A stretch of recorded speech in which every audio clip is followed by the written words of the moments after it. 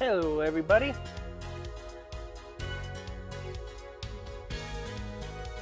Next game in the entry. Follow Justice. Di, are you ready?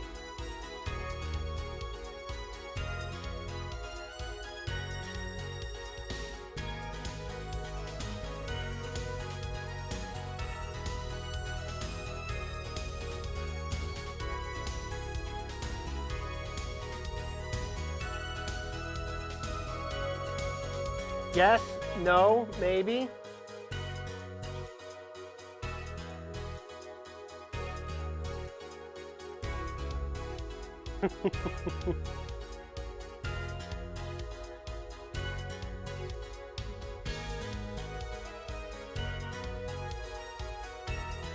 We're going to be introduced to a new mechanic, and if you've already are seeing the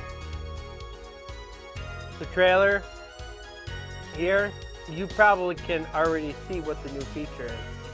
But we'll get into that as soon as we get into the game. Now this one here has all the episodes already available to you. You can actually go and select any episode you want. But we are going to just start from the beginning of it.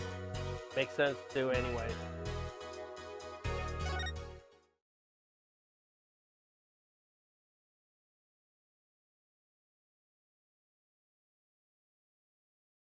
Phoenix, I am going to ask you right now.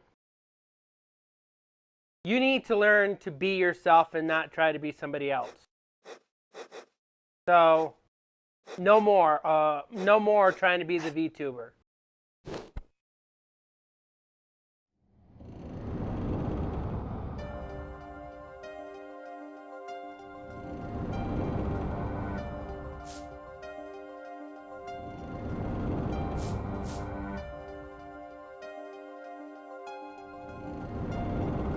Showdown time.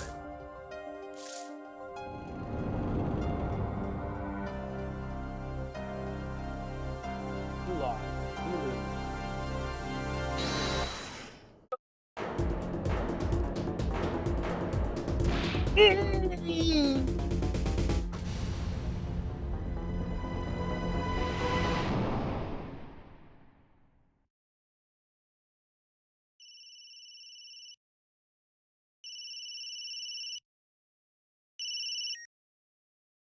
I seem to be in a bit of a trouble. Something like that. Dead. Someone hit him hard. Me? Please. The cops should be here any minute. I'm in your hands. Should it come to that.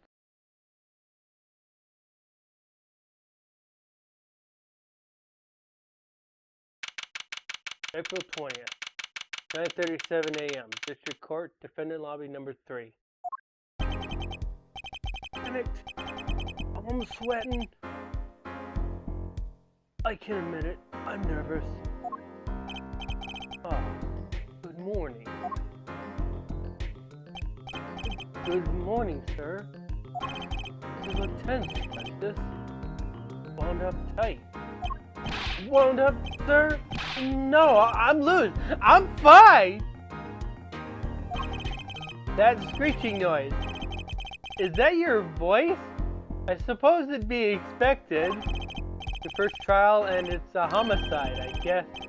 Justice doesn't start small, eh? I'm fine!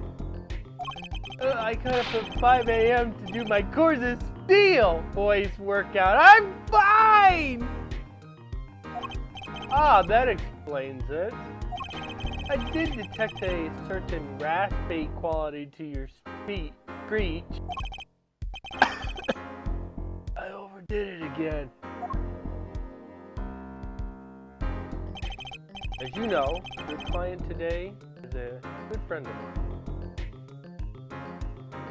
About that. Wouldn't want to let him down, if you get my drift. Drift gotten, sir. I'm all over that drift. It happened. I dined with him the night of the murder. We can't let this case fall through.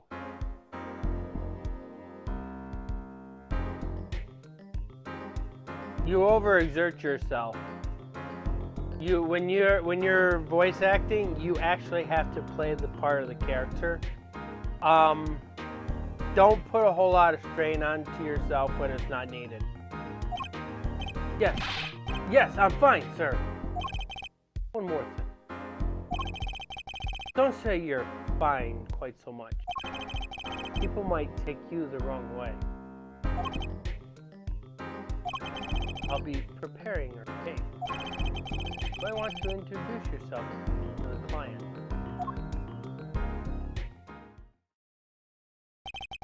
My name is Apollo Justice. If it isn't clear already, I'm a new attorney. And today is my first trial. Not that I'm worried or anything. The defendant has been accused of murder. My boss wants to keep him out, of course, and so do I. I mean, there's no way he did it. Not him. No way. Die! I want you to take a guess, and who do you think the defendant is?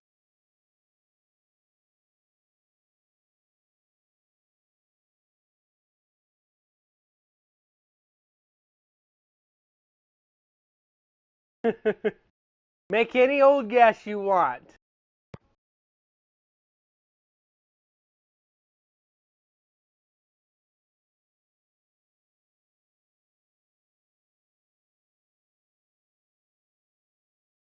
I will tell you one thing. Once you find out who it is, it's going to be the most unexpected thing you've ever seen.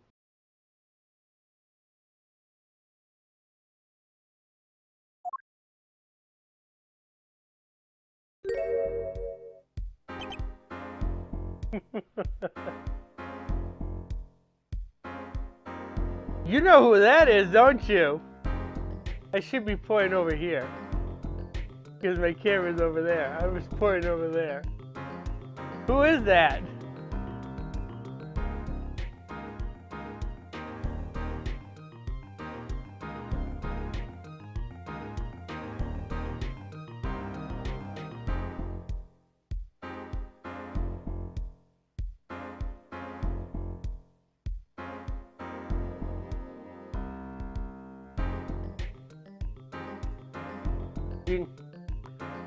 Yes, that's Phoenix Wright. Now let's take a look. Let's talk about his beanie. So the button that's on his beanie, that was Emma Sky's button. If you remember seeing that from Rise from the Ashes, that's what she was wearing. I don't know if many people has connected that to Emma Sky yet. Also, the beanie says Papa.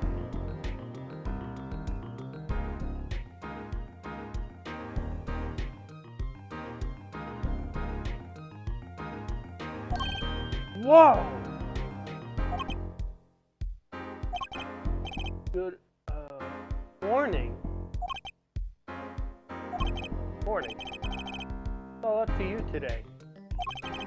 First trial, service, needing him, cardiac arrest?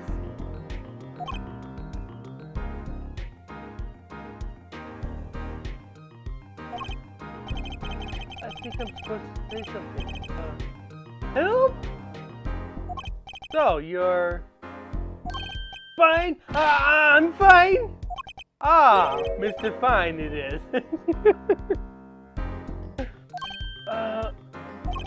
I did remember you having an odd name. Well, we're off to a great start. Are you sure you're okay, I mean, with me? Mr. Gavin is a top-notch defense attorney. And he's your friend. So why? You'll see. You can do it. Be confident. I'm really sorry this happened to you. I mean, it's time. Shall we? Yes, sir. Okay. I need to focus. First trial. Here comes justice. April 20th, 10 o'clock a.m. District Court, courtroom number 2. Orders no and such. Prosecution is ready, Your Honor. I didn't think I would have to do his voice again. The defense is, fine. I mean, ready, Your Honor. Mind going blank. Don't panic. Too late. Your name was Mr. Justice? And this is your first trial? Yes, Your Honor. But I'm fine, really.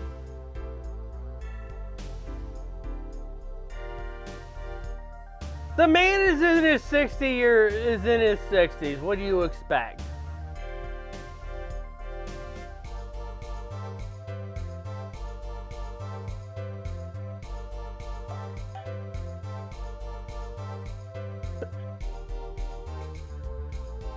And there's not many people in the world that can pull a Hulk Hogan. So there you go. And this is his last game anyway, so who cares about his hair? Are you quite sure? Your voice sounds a bit strained. Mr. Gavin. Yes, Your Honor. I was under the impression that you would be heading up this case. That was my intention, yes. However, the defense attorney must always heed to his client's wishes. My client specifically requested Mr. Justice. Well, of course he wants justice. But to entrust his case to this greenhorn? Why? I do not exaggerate when I say that you're the best defense attorney in town, Mr. Gavin. Okay, so Gavin's got college. Fine. Does he have cords of steel? Then let's begin. The defendant may enter the courtroom.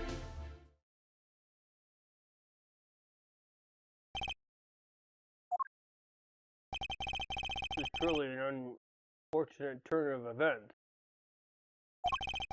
Sorry we had to meet again under these circumstances. I'll be very honest with you. The only thing I don't like about this entire remaster of Apollo Justice is the way the judge looks. He looks very different from his predecessors.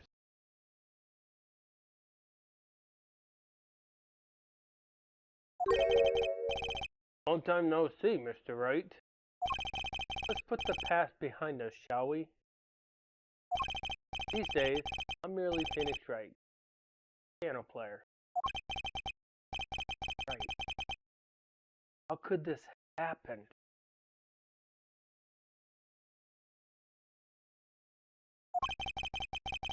Won't speak of it further then. The prosecution would be so kind as to explain the charges, Mr. Payne? To think I saw you enter this room, a fresh attorney, and now I see you leave in chains. Ah, Winston Payne. Subtle as ever, I see. I'm a little surprised I remembered your name. I remember forgetting who you were.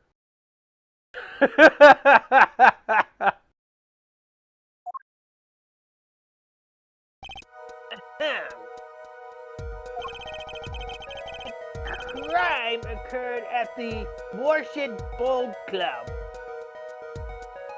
Okay, Borscht Bull Club. A Russian restaurant. The defendant, Phoenix Wright, took the victim, a customer.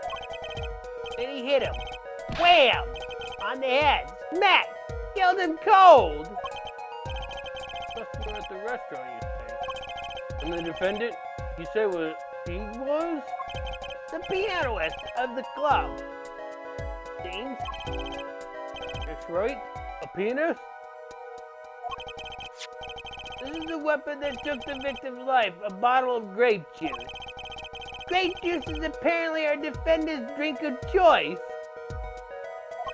The court accepts the deadly bottle as evidence. Deadly bottle added to the court record. I'm a little surprised they call it the deadly bottle instead of grape juice bottle. Something to note, Justice. All evidence is filed in the court record. Make a practice of checking it frequently. Right.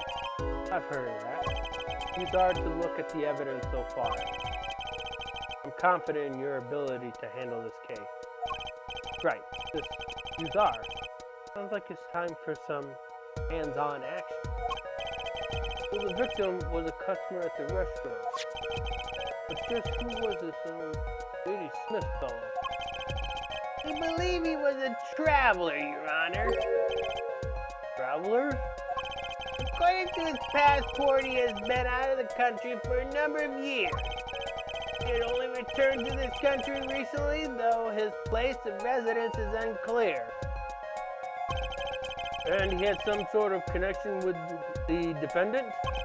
That, too, is unclear at present, Your Honor. We believe they first met at the Bull Club on the night of the crime. They had only just met, then why murder? Perhaps the victim slighted the defendant's piano playing? That doesn't appear to have been the case. No, the motive had nothing to do with the defendant's lack of playing skill. At least not playing piano. I'll let this photo explain what I mean.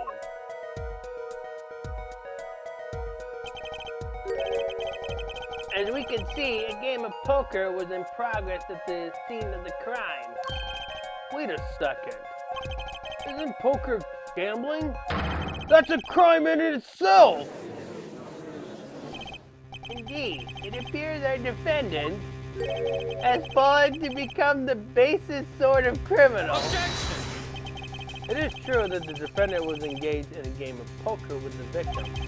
Yet, it was only that, a game. In the purest sense, a competition, Your Honor. Competition? Yes, a test of wit. A silent clash of passion. Over the cards, their backs, withered in blue flame. No. A wreath in blue flame. No, it's final outcome. Come again? The cards on the table had blue backs, Your Honor. I believe the defense was waxing poetic in an attempt to mystify those present. An impressed woman.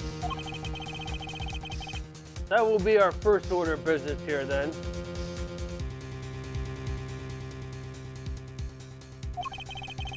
To find out more about this fatal game of cards.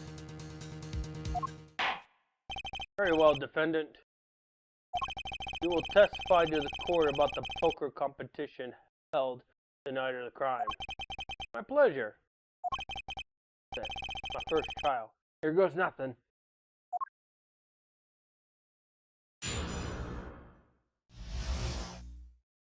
Competition. I'm a pianist by trade, yet I can hardly play at all. Forget about the trade part. I am not a pianist at all. My real job is to take on interested customers over at the poker table. The room where we play and the competition in there are the club's main attractions. The rules are simple. We play a game of poker using 2 decks of cards. That's all of it. A game. So customers are happy.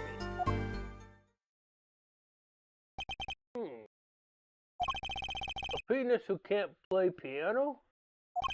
Better than a defense attorney who can't defend.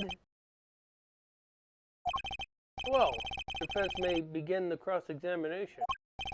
Right, Your Honor. My first cross-examination. Don't blow it. You alright? It's sweating bullets. Well, let's wear. Figure of speech, Justice. Your voice sounds strained and raspy, too. My brain feels strained and raspy, sir. You've watched me perform cross-examinations many times. So you've never done one yourself, have you? Care for a refresher? Did I ask Mr. Gavin for a refresher course in cross-examination? This is your choice, Di. You want a refresher?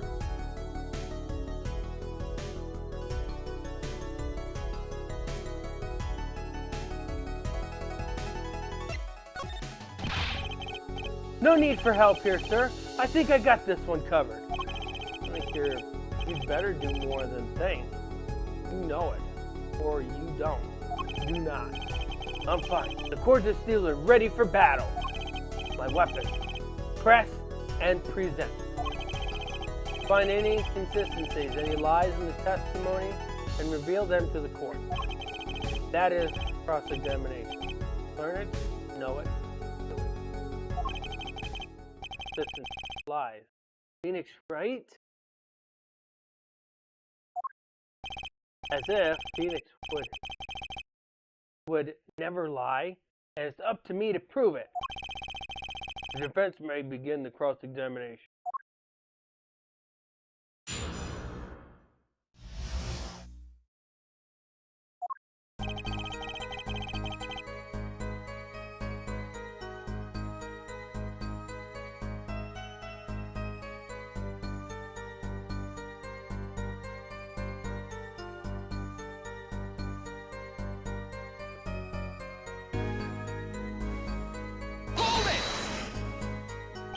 You can hardly play?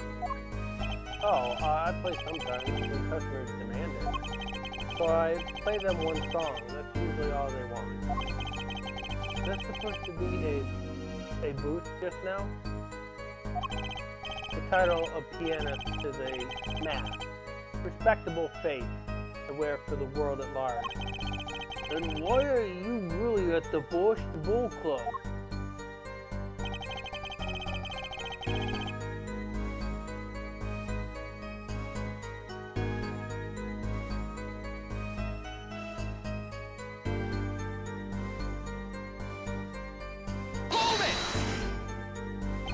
They pay you just to play poker? That would seem to be the case. I am a professional after all. Bah! Do I detect pride in that statement? It's just hard for an honest, hard-working member of society like me to imagine. Yes, your imagination was always a bit limited, Winston. What? I've played poker for 7 years in that little room. And I've never lost once. What?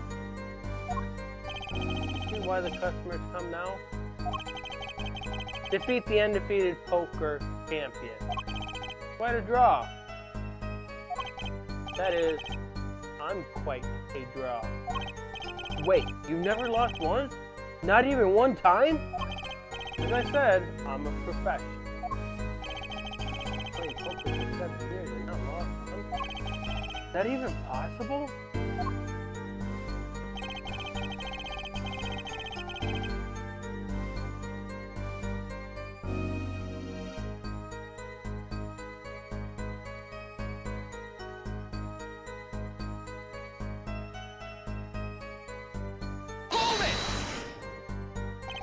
The room in the crime scene photo is an attraction?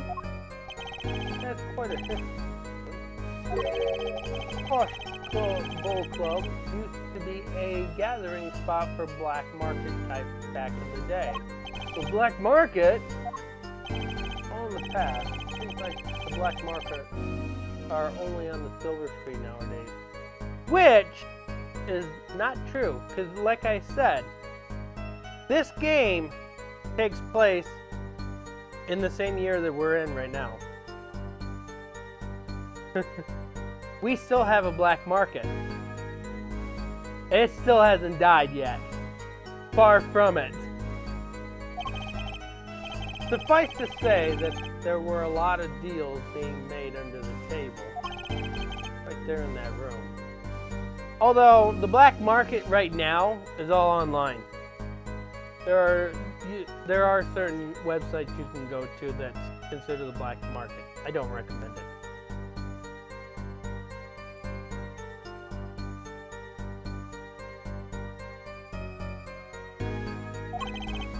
Smoky room, gambling hood. No? Just looking at this picture makes me feel bad.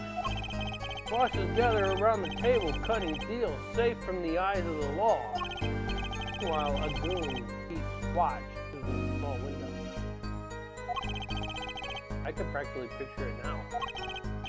window does look like it's good to look out, but a little out. The room had a few other tricks, so it was common knowledge to our regulars. At any rate, they come to play poker in a room deep. Despite the dark past, it was all just good, clean fun.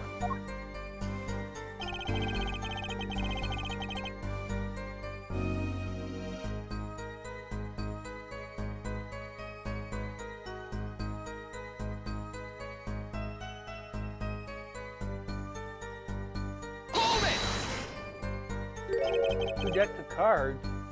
A simple measure to prevent cheating. If you alternate two decks, no one can slip in cards.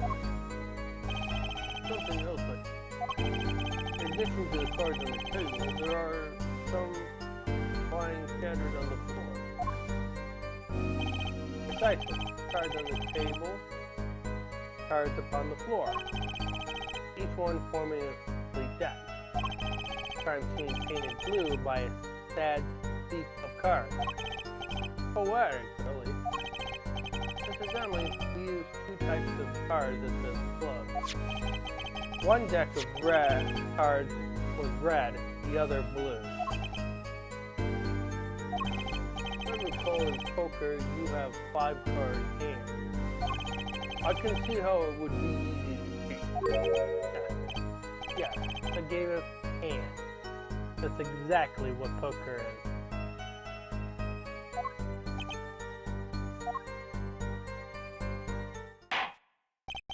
This competition you're talking about, I believe the court understands the nature of the game sufficient. That's right.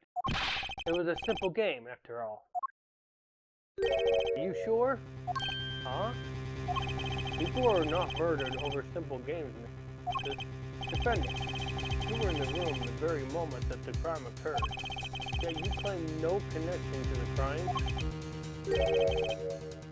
Now that's strange. What's strange? Just testifying about the competition. Asking me about the crime at this point is against the rule, Your Honor. Of course, I expected to hear a cry of objection from the defense. I completely let that one slip by! Don't despair yet, Justice. Sir. Right. And there's something I'd like to make. Namely, your competition to the case at hand. And I'd like to clear it for you. And I'd like to hear it from you. Sure, why not? Defendant will amend his testimony. Just one little press. And I've got myself a whole new testimony. I plead silence regarding the murder, but I will say I never touched the murder weapon.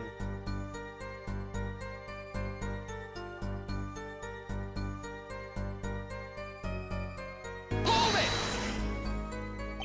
Silence? The defendant had the right to refuse to testify.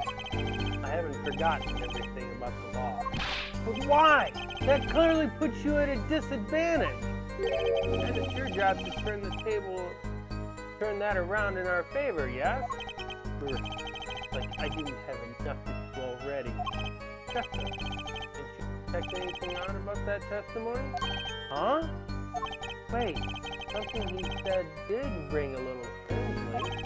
Just one thing. Now, what was it? When you figure it out, I'd suggest presenting evidence. Evidence that contradicts this testimony. If the right testimony, but why? I better check the court record. Can't imagine Mr. Wright lying in a testimony.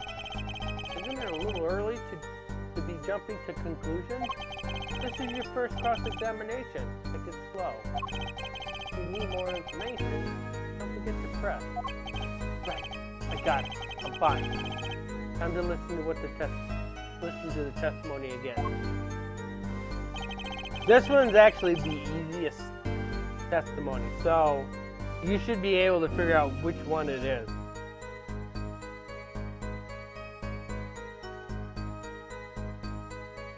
Also, those little dots over there on the right, they tell you how many statements there are.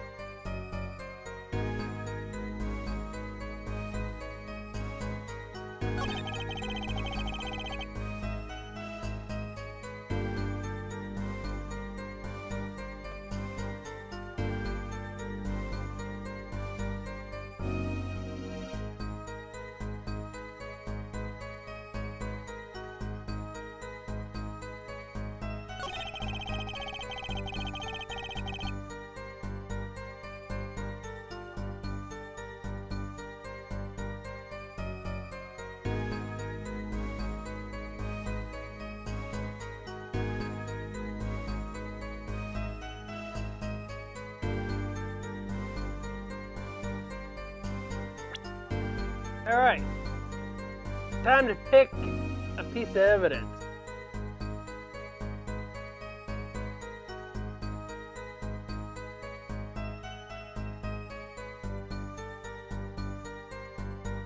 Well, he's talking about the murder weapon, so the photo isn't really showing much of the murder weapon. It shows a grape juice bottle, but is it really the murder weapon? So yeah, this should be the correct answer. Objection! So, you say you didn't touch the murder weapon? This grape juice bottle? By the way, you just got your first achievement die.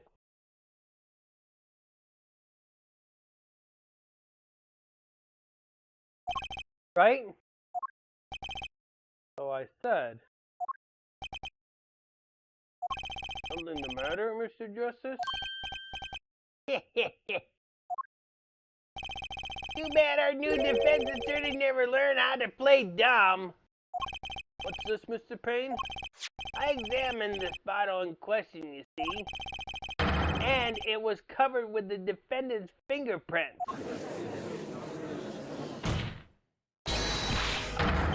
Jackson! No need to show, Mr. Justice. I can hear you just fine.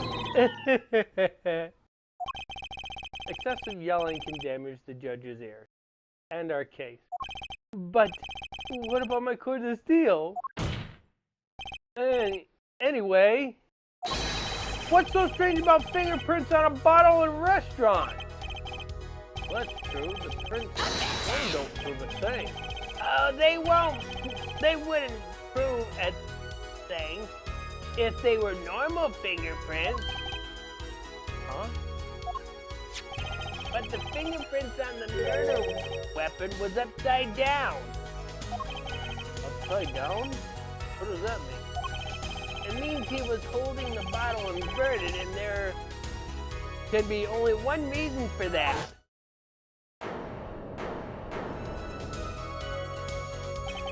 Yes. To frame someone with the bottle.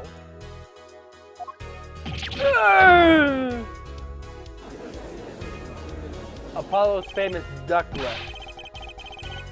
Mr. Gavin, I think things just took a turn for the worse.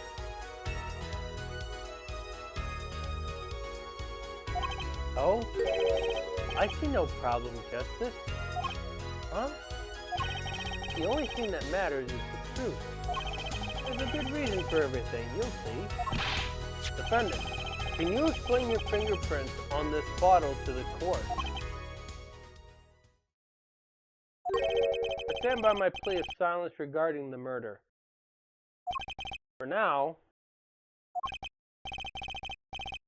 very cooperative, are you? This could hurt your case. I'm sure he's uncooperative because he's hiding something. There must be some reason. Objection! Your Honor, you seem to have forgotten something. What would that be, Mr. Gavin? The night of the crime, who was it who reported the murder to the police? Reported? Well, that was the defendant, Mr. Wright. Still that... Really? Yes, well, according to the case file, the murder was reported from near the scene by a call from the defendant's cell phone. Near the scene? Let's take a look at the diagram of the murder scene, shall we?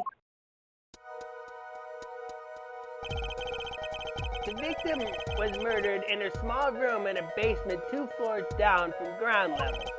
Of course, cell phones don't get reception so far down. The defendant using the stairs in this hallway to go above ground. The call came from the first floor of the restaurant. This is the phone that made the call. Wright's cell phone added to the court record. The defendant could have just fled the scene of the crime if he so chose.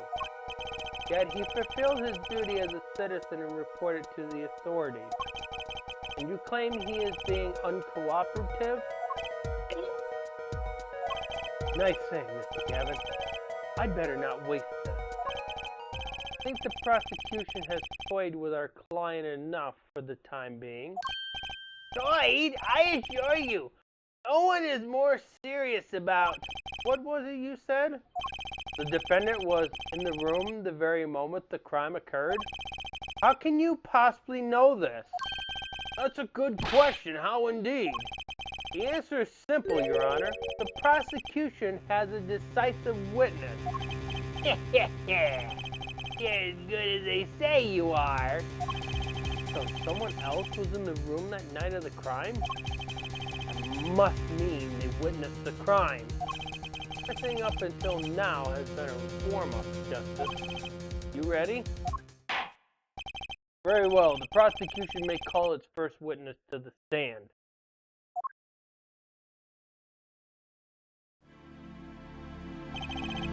Witness will state her name and profession.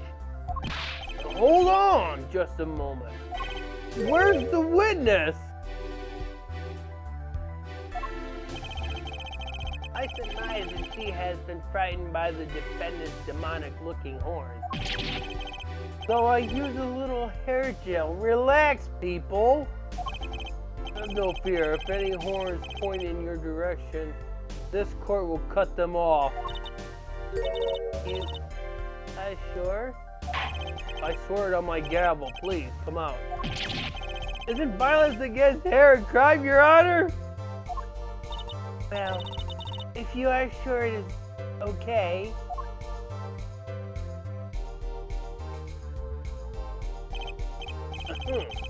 Now, the prosecution.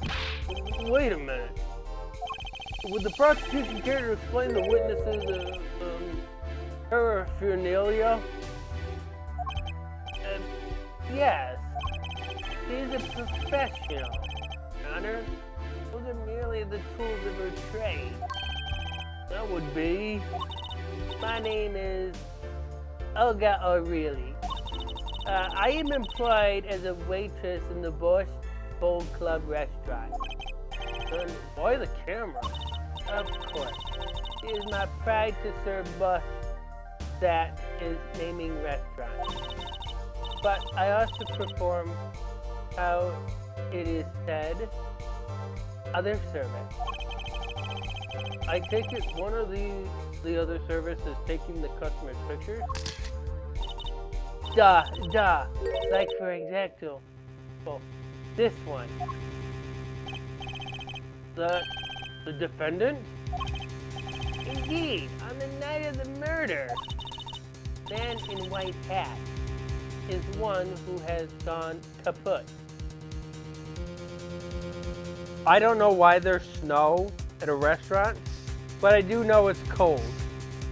Why is it below freezing like this? I don't know.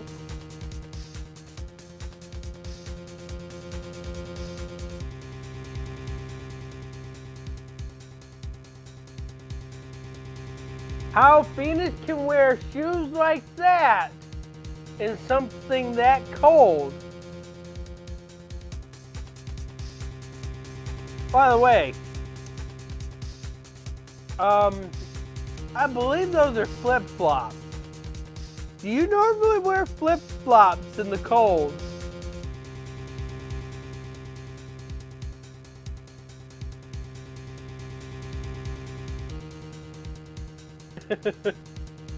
I surely don't. I don't wear flip-flops. I don't wear sandals. I don't like anything open-toed.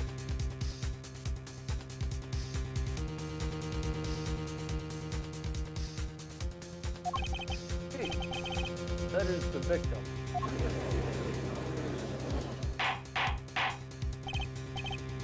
Order. This is quite a piece of evidence to casually drop into our lab. It is the same way as I drop cold bowls of water on laps of customers casually. Then the court will casually accept this new evidence. Casually will accept this new evidence. More bots over on Twitch. We gotta definitely get some time to fix streamer bot.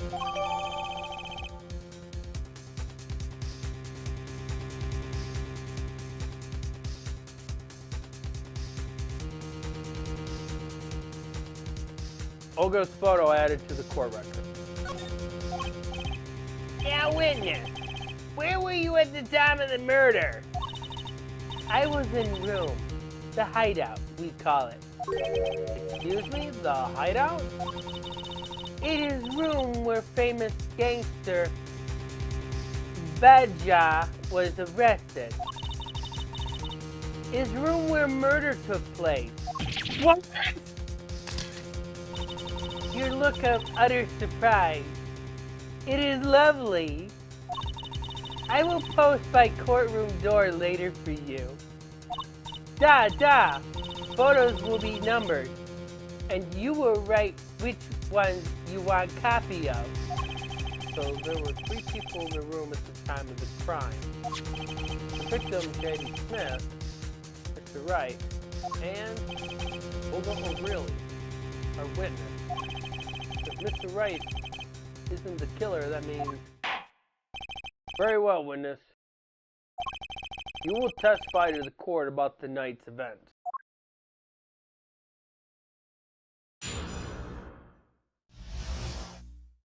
That fateful night.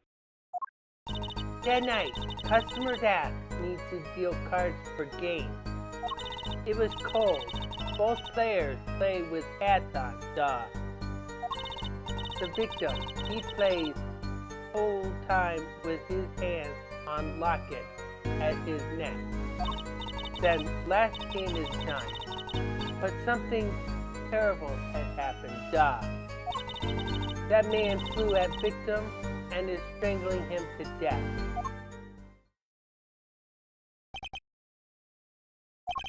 Incidentally, who won the game?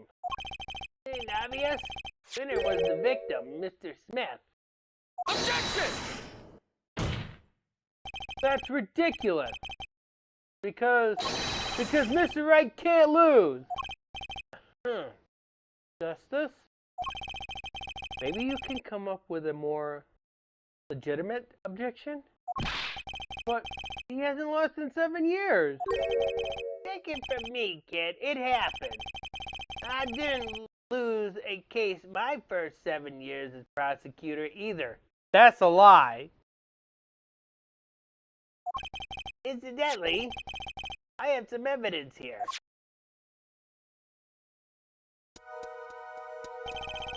These are the poker chips as they lay the very moment of the crime.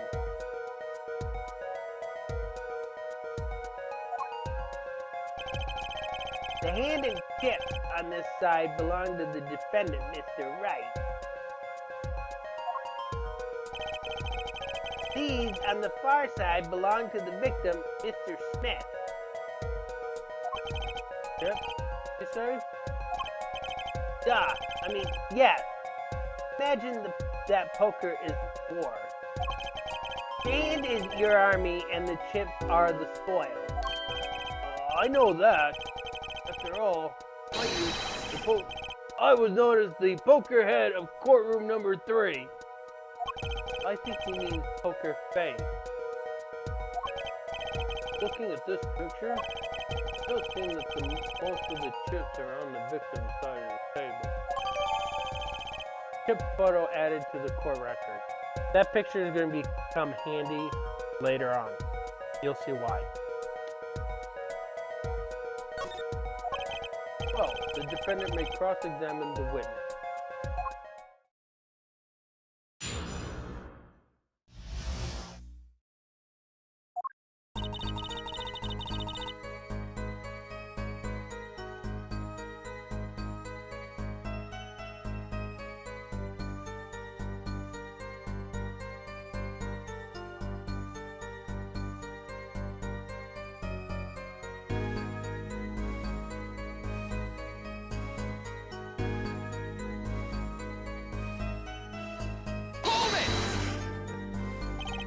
You were dealing cards? Do you do this often? Yeah, I am doing this.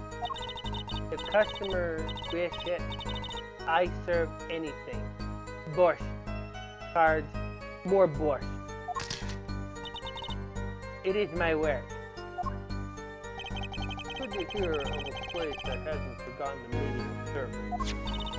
Welcome you to Borscht Bowl Club, where borscht is as warm as the waitress.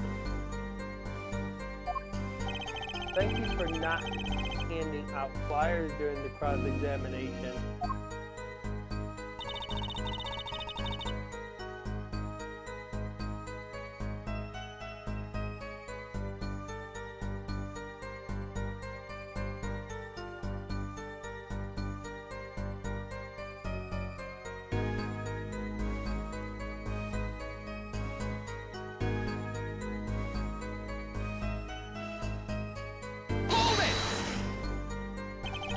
Really April. How could it be cold? At Borscht Bowl Club, we have pride on authentic Russian restaurant theme. Outside it is city in spring, but inside it is always as cold as Mother Russia. No way am I going there. When it comes to hot borscht, cold is Betsy the Da.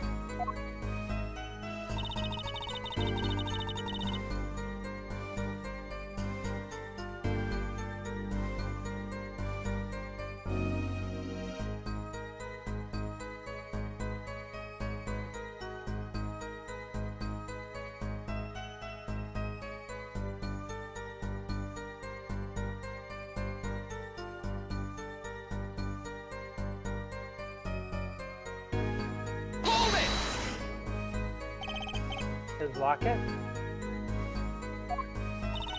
I believe it was good luck time, duh. You got a message that you gotta delete on Twitch. He gripped it many times as he played that night. Yes, he must have felt as though it might carry him to the moon and the stars. So, if it were small enough to fit around his neck, it wouldn't have so much lift. The defense would like a clarification. This is a locket we're talking about. I mean, a pendant with a picture in it, right? Not a rocket. Of course, I knew that. It was probably a pendant shaped like a rocket. That's why she called it that. No, a locket's a locket. It's considered bad form to poke fun at the hard of hearing in our society. Hard of hearing or hard of understanding?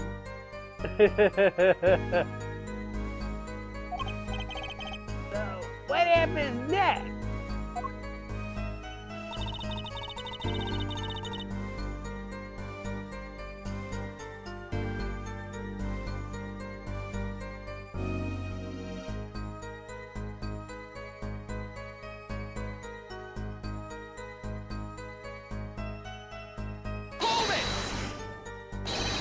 Something terrible?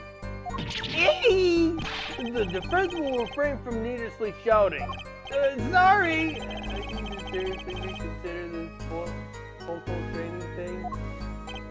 Now, Miss O'Reilly, can you tell us what happened? Oh, I was so frightened. Duh, I trembled with fear.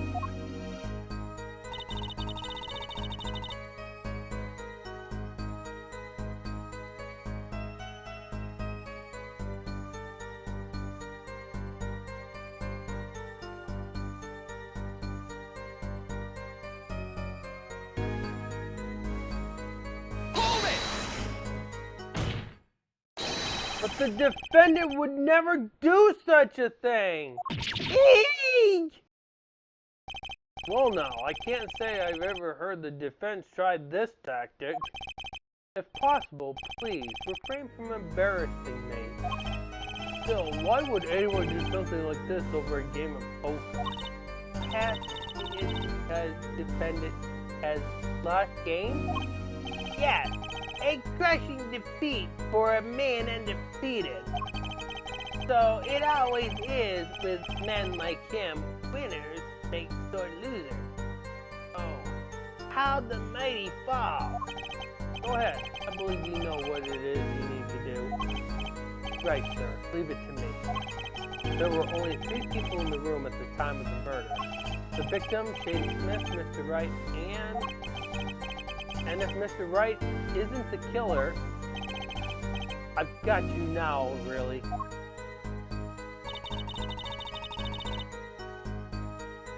Do you know what statement it is?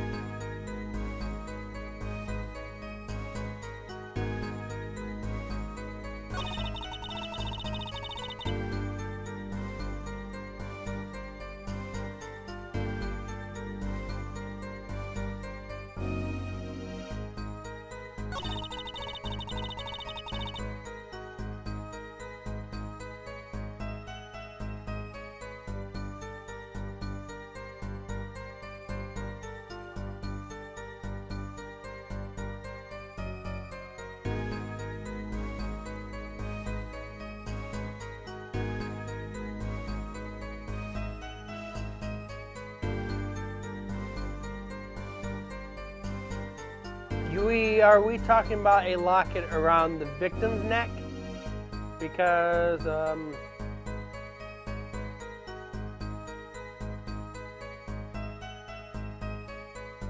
what we do.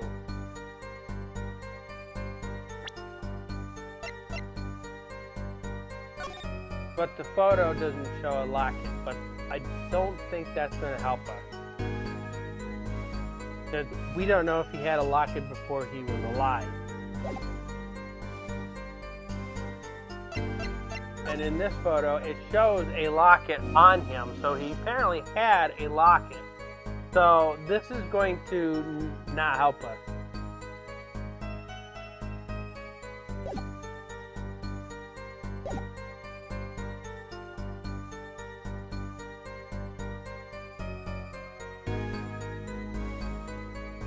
There is a statement that you can use. This way? Well, this is basically part of our introduction, so these first two statements aren't going to really help you.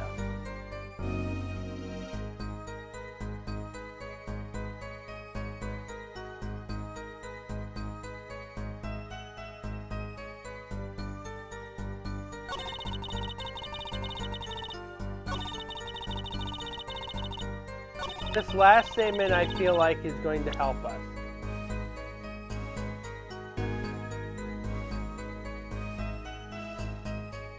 So now you have to pick the evidence.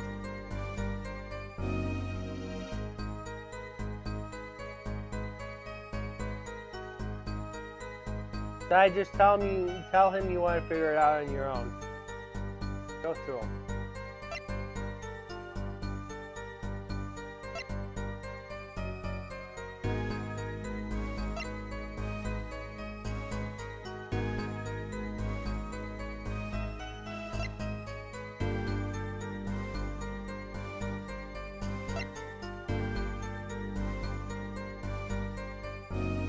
Autopsy report, okay.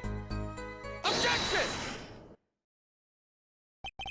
Oh, really? Strangled, you say? That's odd. Oh, really? Oh, really? Yeah. Normal customers only choke on borscht.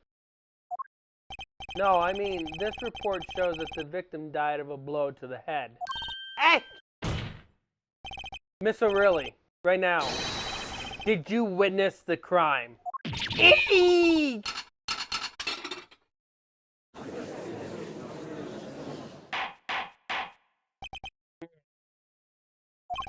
Looking at the picture, it doesn't seem like he was hit.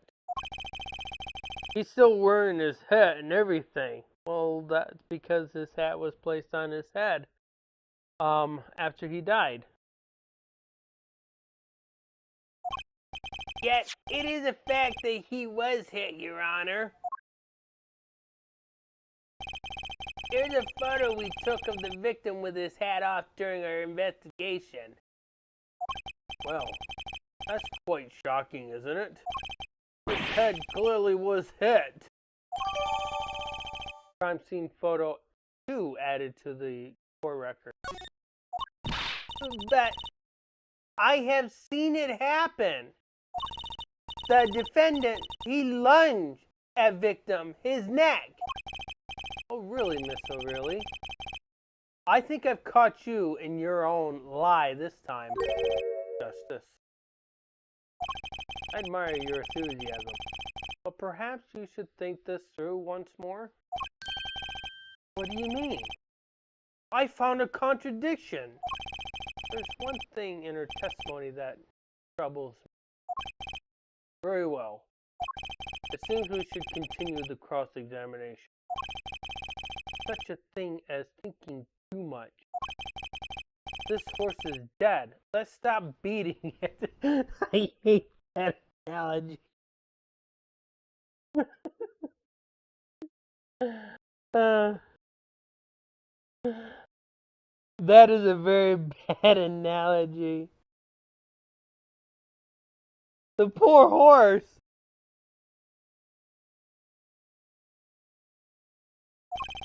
There's a such thing as thinking aloud too much, too.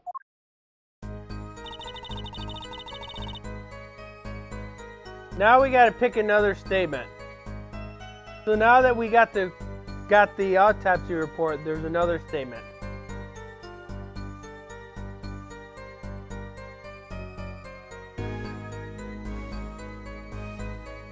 Now that it's been brought to light, we know the statement.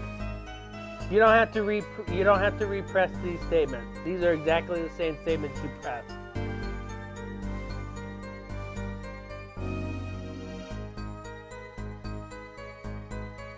Yeah, these are the exact statements that you pressed. Yes.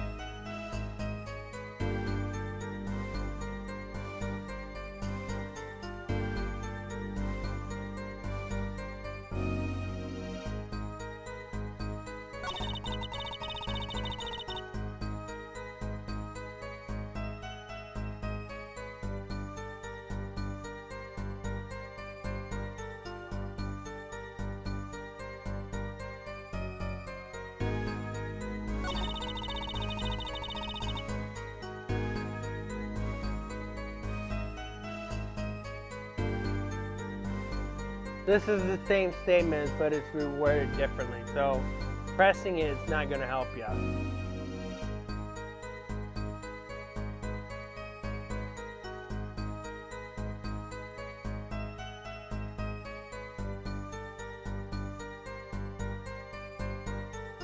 Well, there isn't anything to contradict in this statement.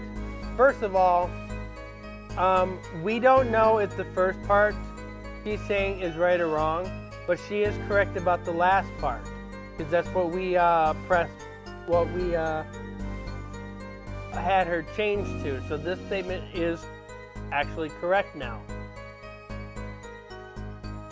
But now we have to figure out if this statement's going to hold, and why would the victim go into strangling?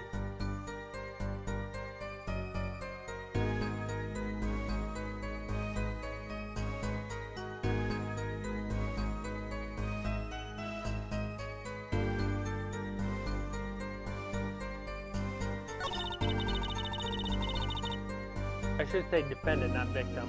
I think I misspoke.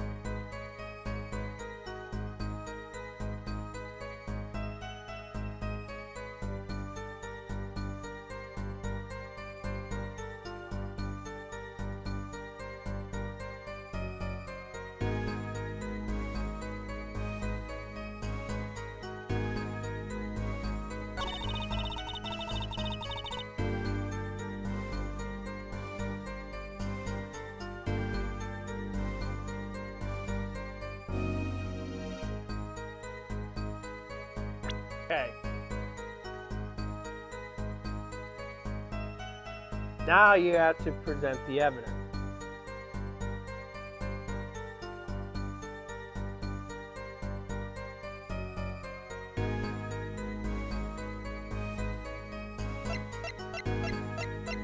Objection! You know, there was one curious part in her testimony, just like Mr. Gavin said. But what does it mean? Mr. Justice, would you care to explain what it is you're thinking so intensely about? Recall the testimony, Your Honor. The victim played with his hands on locket at his neck, I believe she said. I hope you aren't about to raise an objection to the witness's grammar. No, but look at this photo, this photograph. Do you see a locket on the victim's neck? Well done, Justice. I'm impressed. I knew you'd be able to handle this. But what does it mean?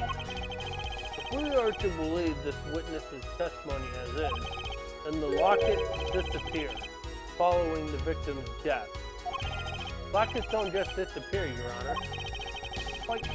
It's quite simple when you think about it. If the locket is gone, someone must have taken it off, no? Taken it off? Wait, you don't mean the defendant wasn't strangling the victim at all? He was taking off his locket. Wouldn't that explain it? Ah! Oh. Defendant, what do you have to say to this? Say. Yes? Just noticed this, bud. You have something hanging around, don't you? Oh, you mean this? Yes, it's a locket with a photograph inside. A photo of my daughter. Come again? Mr. Wright, you have a daughter? We confirmed it at the time of the arrest. The picture in the locket is indeed Mr. Wright's daughter. Is that news to you, Di?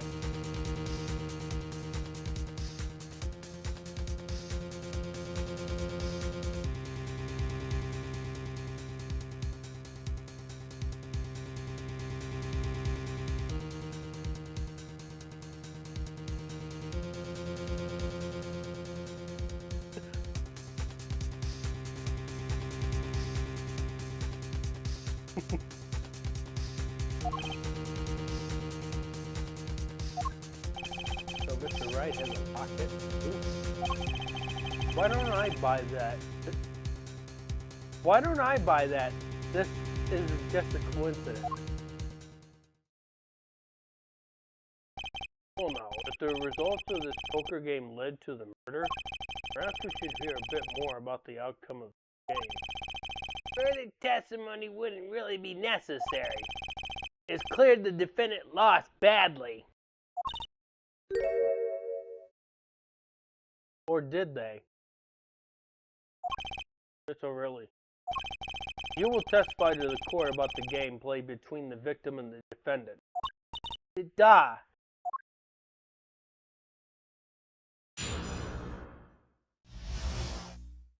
Serious competition. The game began with 3,500 points in chips for each man. House chips come in two sizes, small and large. The one who was winning saw it was victim. For last hand, defendant played with all chips on tablecloth. The moment lost was decided. Defendant grabs bottle from table end. Indeed, looking at this photo, this picture, it does seem to be a one-sided game. As the court knows, poker was the defendant's life. Failure must have been a bitter pill to swallow. Oh, how many times have I heard these words? I done it in a fit of anger, Your Honor. Common tale but true. Methinks the judge watches too many old court movies. Mr. Wright said he hasn't lost in 7 years, so this testimony must be wrong.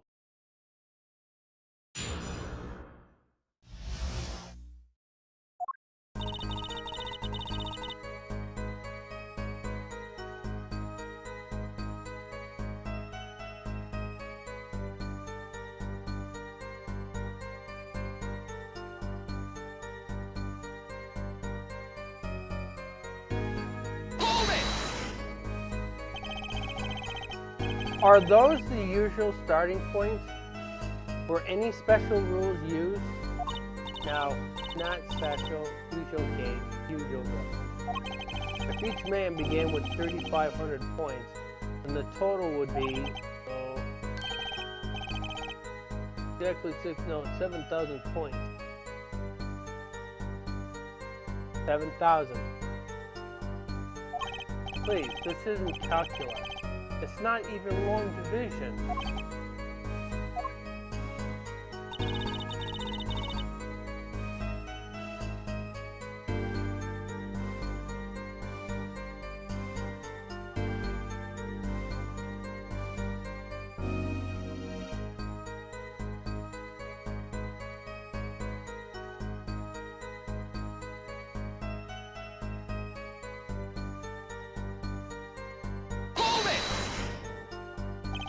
Are the chips in this photo all the chips that were used?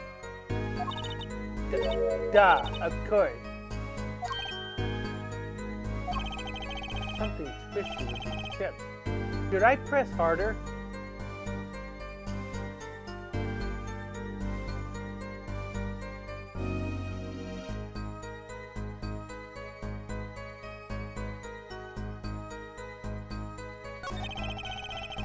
Maybe you could explain a bit about these chips. Explain? What is it to be explained? Poker chips are poker chips.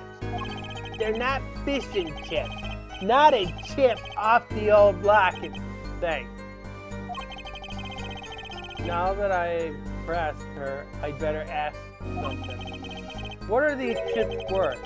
Are they in dollars? Or rubies, even? Nah. As I have been saying before, it was a game, not gambling. Hard, perhaps, for capitalists to understand. Two types of chips, 100-point chip and 1,000-point chip. It is not money, da. Justice.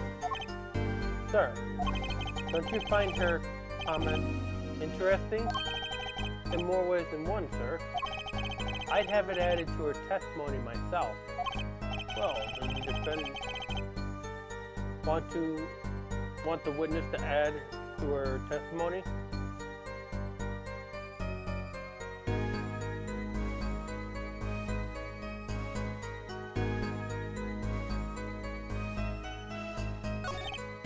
Yes, I do think this deserves further scrutiny.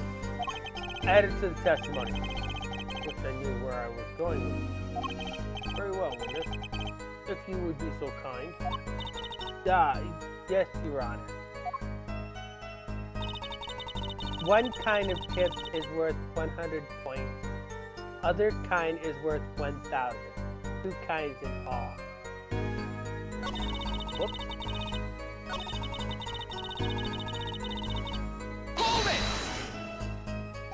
Mr. Gavin said this testimony is important. To be honest, I have no idea why.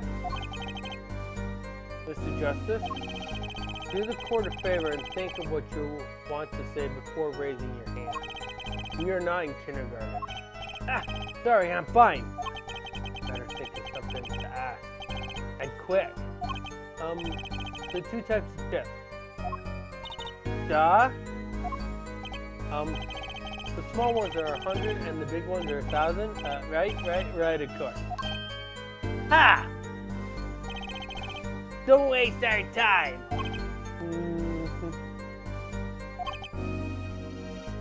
But is that correct?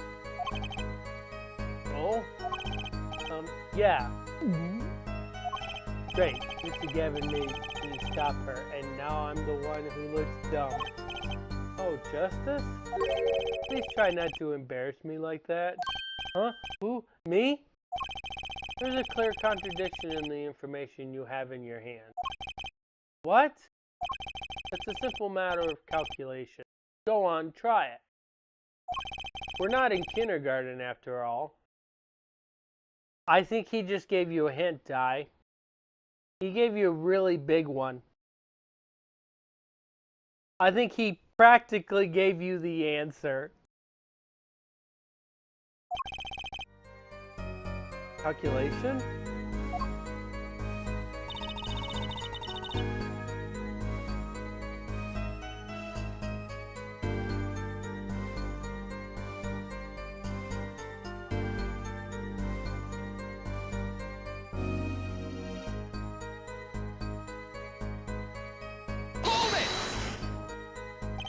You're telling me that Mr. Wright undefeated for 7 whole years, was losing?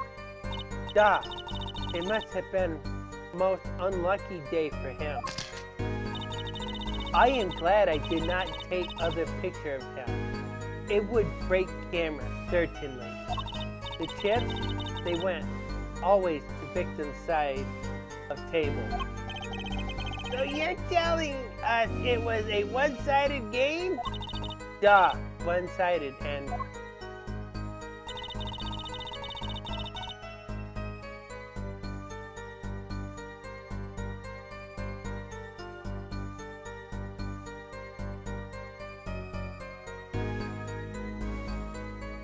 Hold it!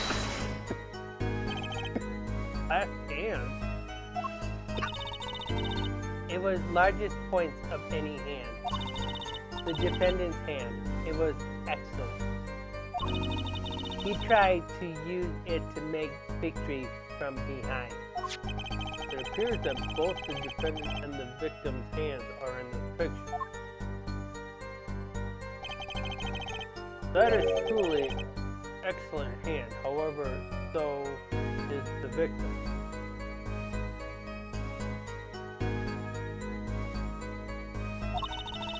One with large highest number of wins, so defendant lost, loses. The victim, Mr. Smith, had a stronger hand than the defendant and crushed him. I believe that explains what occurred next. Once cards laid down on table, it happened.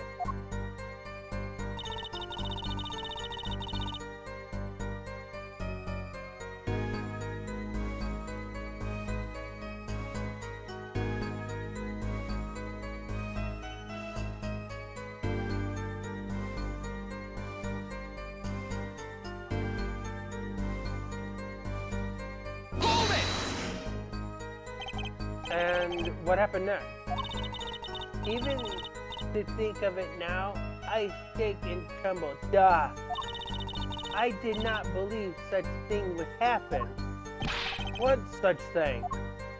Please, you must believe me. I had no idea.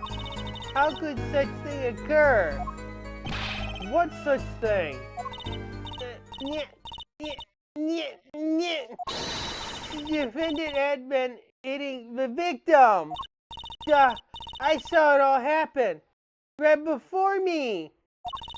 I saw bottle coming down on victim's head. Decisive, isn't it, Your Honor? My witness saw the very moment of the crime. Remember, your first goal is to gather information. Yes. Look out, contradiction. Here comes justice.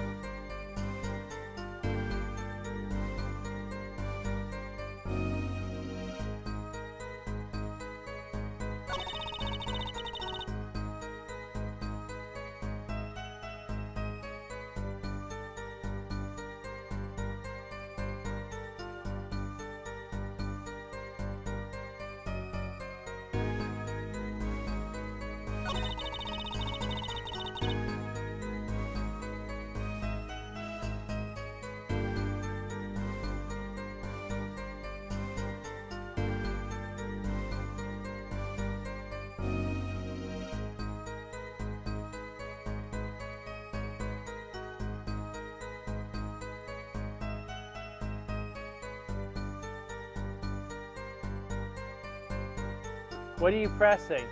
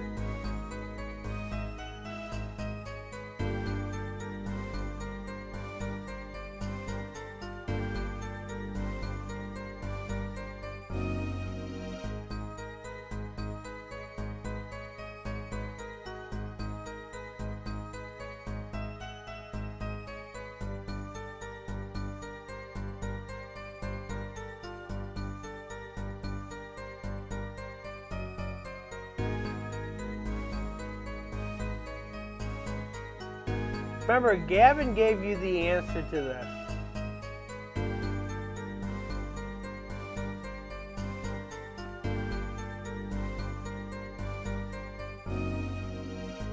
No. No, this is not the statement he gave you.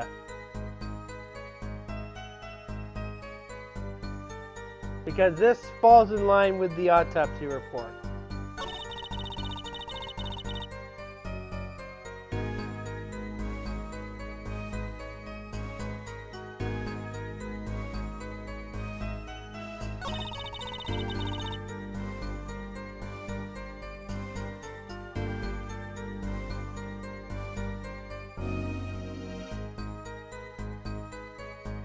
No. This isn't the statement Gavin gave you.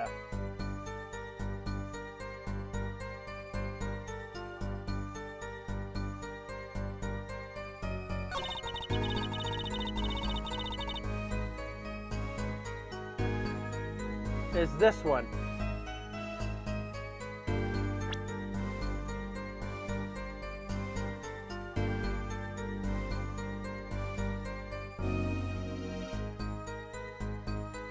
So the first statement says everybody got 3,500 points.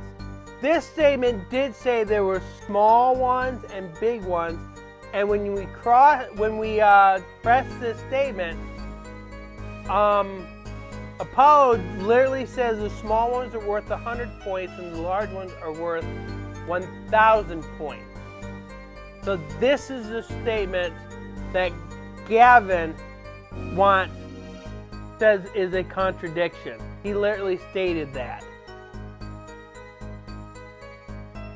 Now it's your job to figure out which image or which evidence will contradict that.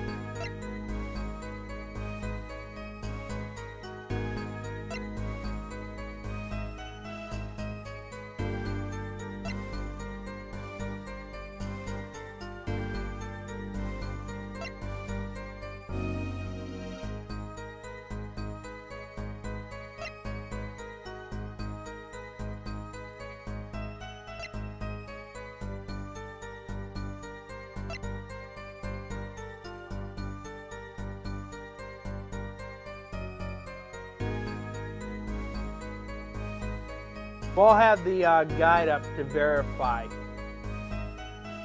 But this is the statement Gavin says it was suspicious.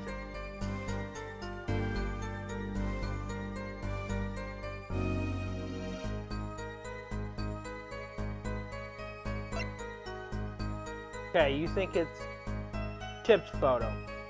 Okay.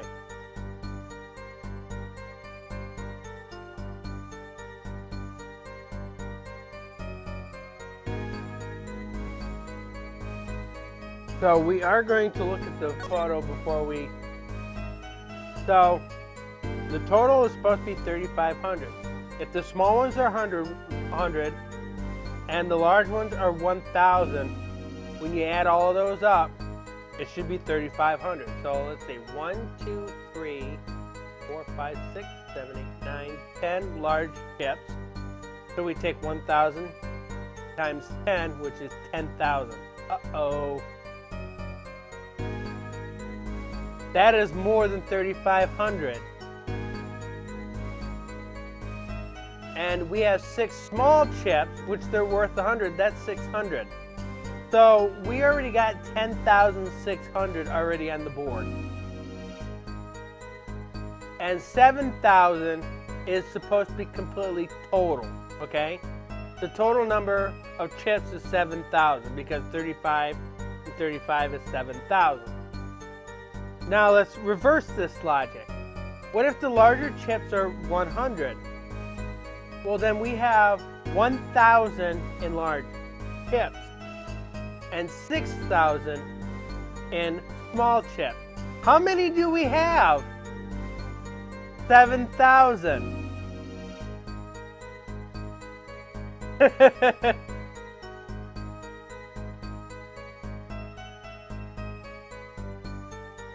See how math works?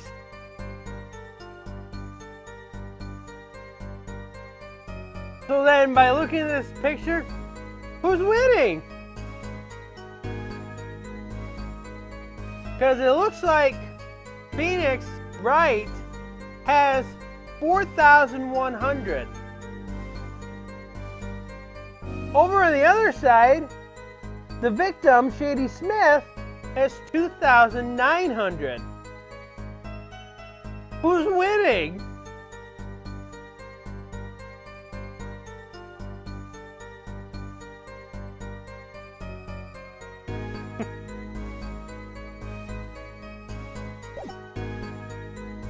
So, what did Andy say?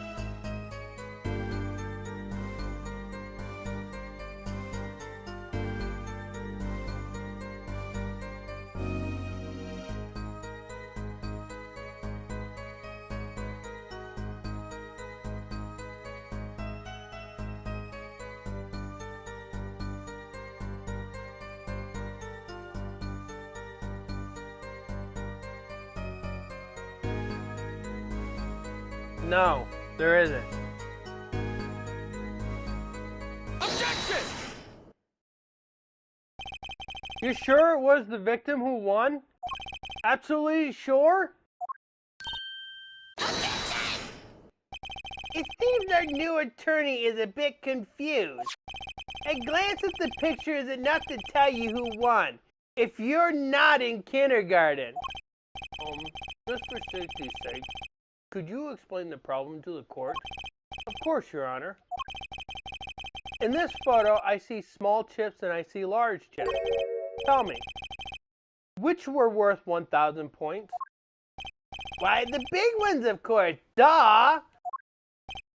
Oh, I thought so too, but then the totals don't add up. The totals? Let's review what the witness told us. Each man started with 3,500 points in chips. The combination total value of the chips was 7,000 points. Good. If my calculations are correct, let's see. 3 plus 1, carry the 5. They are, Your Honor. Now, I look at this photo that allegedly shows all the chips. If the big ones are worth 1,000 points and the small ones are worth 100 points, and you add them up, how much is it? Do it yourself. You aren't in kindergarten, are you? 10,600 points. The chips don't add up, like we did ourselves.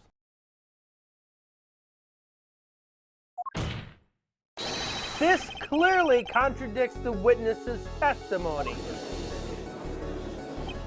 But why? How could this be? Exactly, Justice. Now that you know that, what? You must determine the why. Right.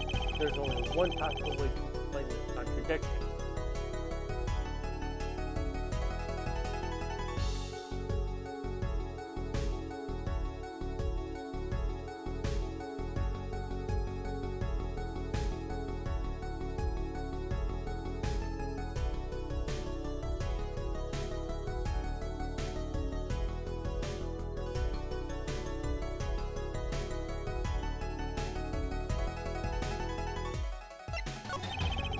The odd thing here is the number of chips, right, Mr. Gavin? Why are you asking me? Just in case. Justice, it's your case I'm concerned about. If you're wondering about the chips, just look at the photograph. It's all there. Even our judge, with his failing eyesight, could count them. That's not the only thing that's failing the judge. Let me ask you again. Right, there's only one possible way to explain this contradiction.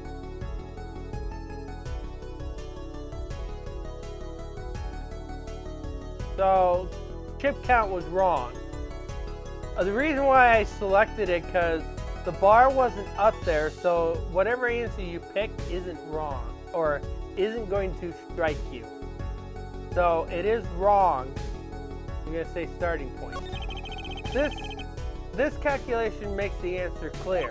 If the total combined points at the table was 10,600, then each man started the night with 5,300 points. 5,300? That's a rather high-baked score at which to start a game. Just would different starting points really change anything? It seems the defense's objection was even more half-baked than the score. Uh-oh.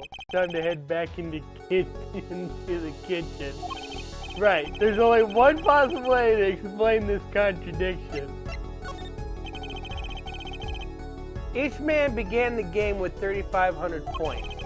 If all the chips are indeed showed in this photograph, then there can be only one answer. I know, they tricked you on this one. The answer was actually both are correct, but logically it is wrong.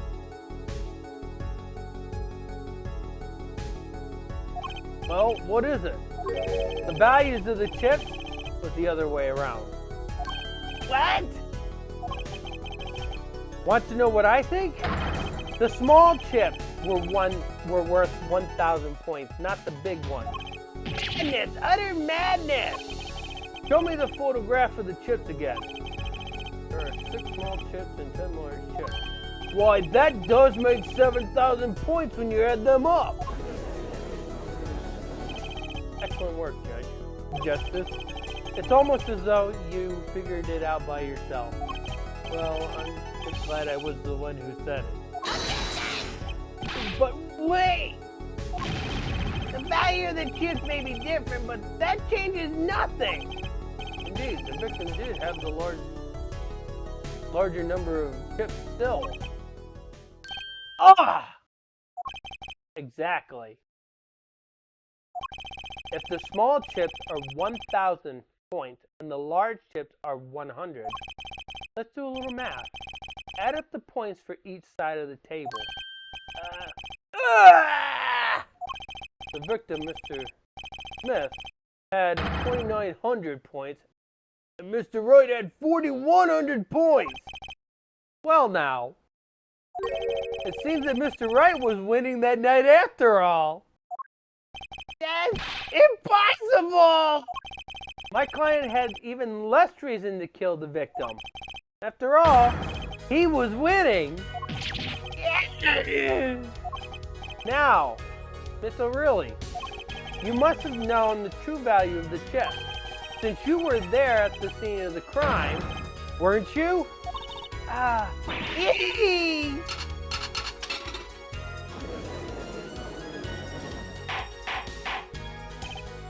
Order! I want that board. Looks like good old crab in there. It appears our defendant had lost his motive, and Mr. Wright's supposed defeat never happened. We must now ask ourselves whether we can trust this. Excuse me? What is it, Miss O'Reilly? I did not want to be saying this, but actually, you see, See what, Miss O'Reilly? What do we see? In the last hand, there was Pete. Pete? You don't mean a trick? Wait. Or do you mean a scam? They're all the same thing! Yes, there was Pete in last hand. That is why game ends with chips as they are. Great, just great. First we have lying, now cheating. Well, this case certainly has taken it to the interest. Witness, you will please testify to the court. Tell us about this cheating in the final hand.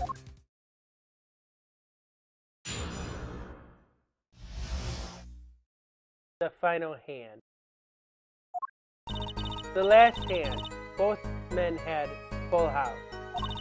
There is 4 of each card in deck, from ace to king. If you look at both men's hands, cheat is more obvious. The next moment, game becomes argument. Duh. The defendant's trick was exposed. He took bottle in his hand for Mr. Smith.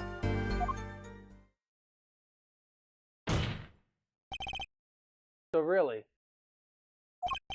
why did you not tell the court about this from the very beginning?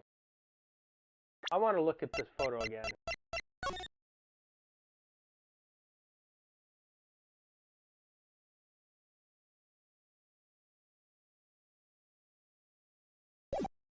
Look at this. That's not gonna. This card. Okay, they're not gonna help.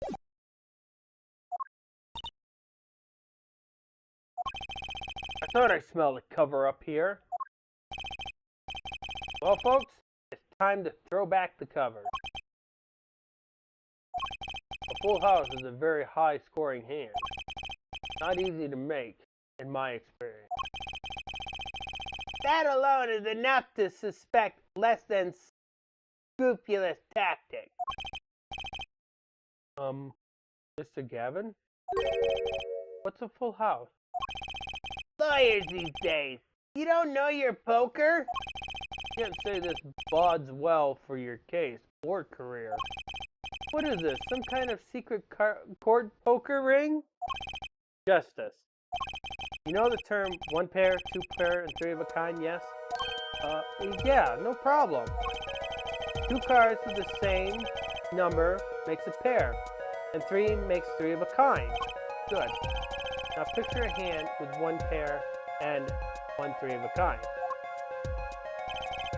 That's a full house.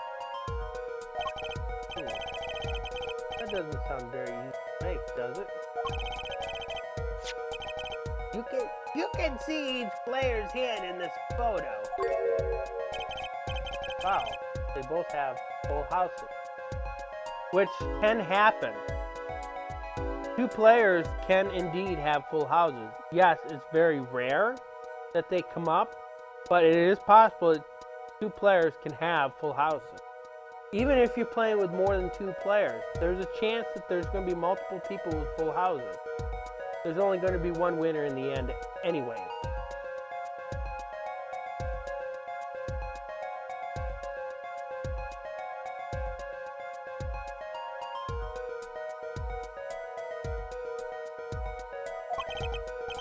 Please forget, there's an easy way to make a full house and go undefeated for 7 years.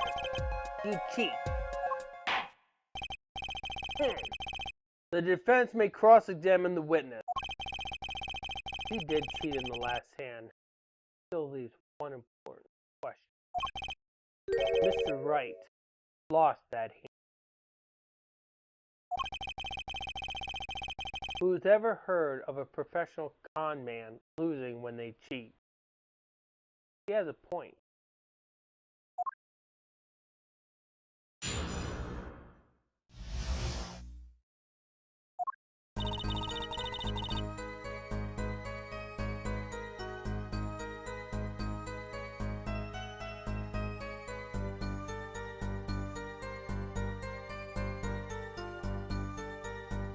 I noticed this green bar has a slight pulse.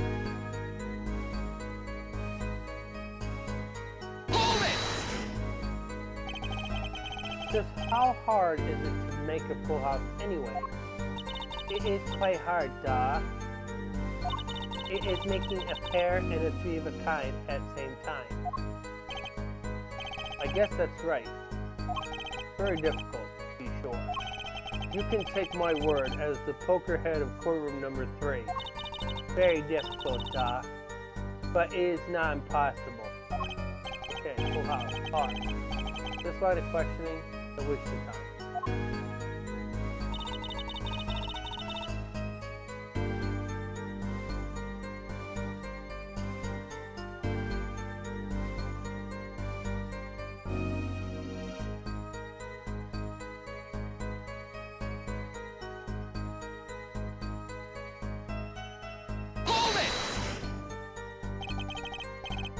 Four of each card, you say?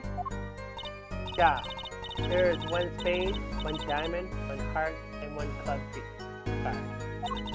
It is an interesting fact that this number 4 comes from number of seasons. Huh, you don't say. Oh, and did you know that the cards are numbered 1 through 13? Add all the cards in a deck and you get 364 a year. Huh, you don't say. Isn't that one day short? That's why each deck has 2 jokers. They say that the second joker stands for the leap year. Some logic for you there, Di.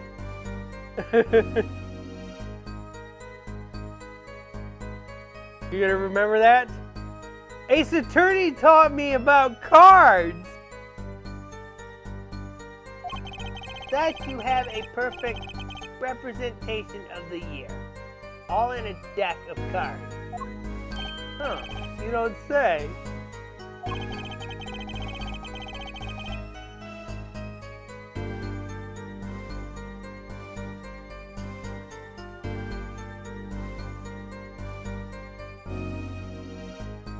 If you don't include the aces, all the cards represent months in a year.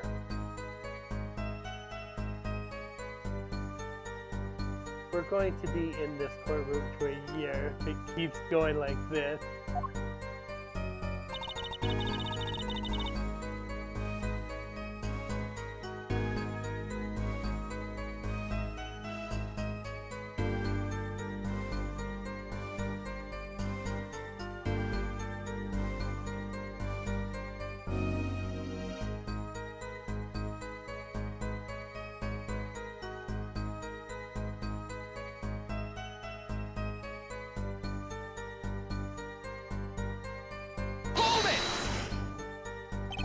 I wasn't clear.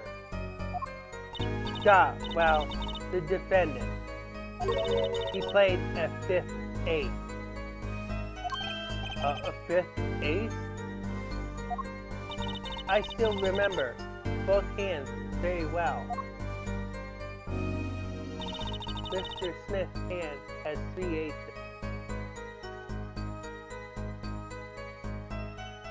Now the photograph we saw, he had 3 kings.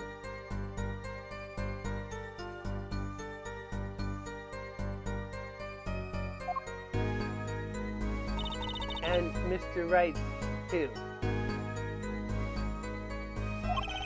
Obviously, cheating was afoot, or perhaps I should say, a hand. Your Honor, perhaps this can be added to the testimony without Mr. Payne's joke. Very well. The witness will add this detail to her testimony, please. Mr. Smith's hand had 3 aces and Mr. Wright's 2. It is 5 aces in all. No, I kind of just exposed the answer to that one.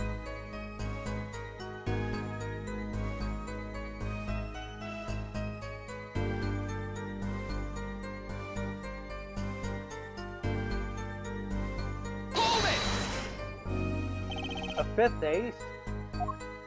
Duh. It should not exist, no? I still remember both hands very well.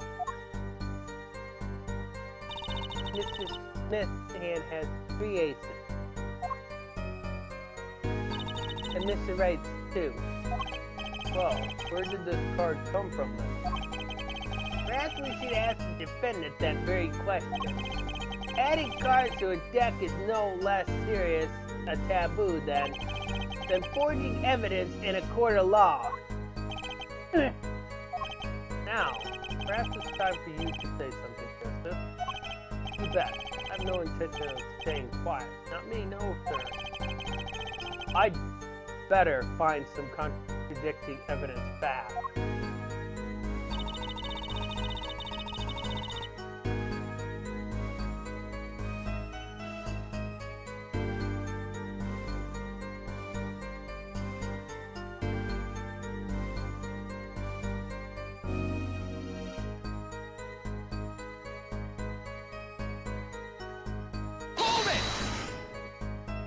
Do you recall what the men were arguing about? Yeah, I believe so. The victim, he shouts, "You are a cheater!" And then the defendant shouts something like, "I have objection!"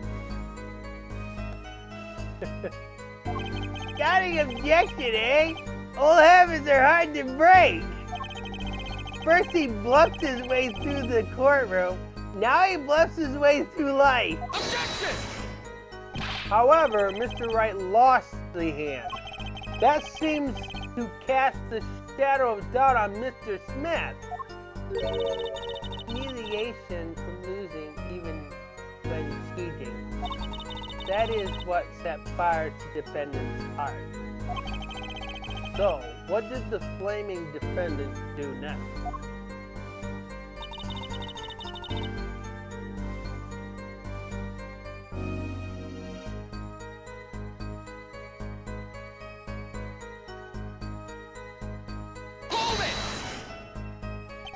By bottle, are you referring to this? Duh. The defendant uses this bottle to This behavior is an admission of cheating by the defendant. But why use a grape juice bottle?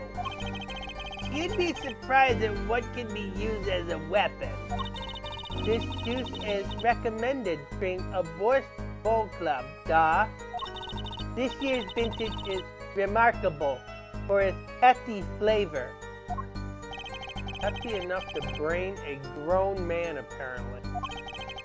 First, she says it's a serious competition. Now she says there was cheating.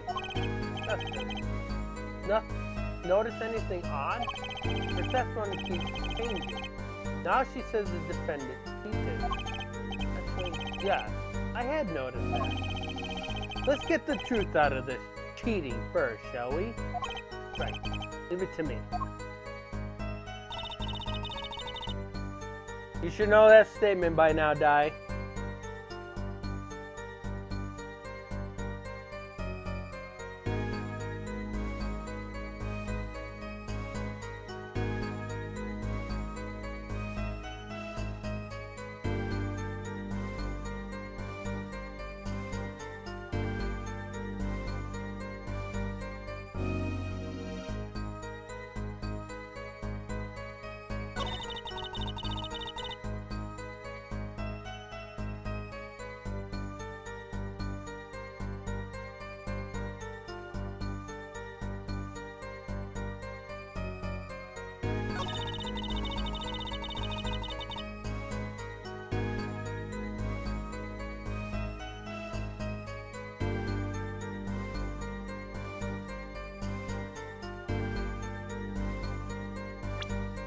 Yep.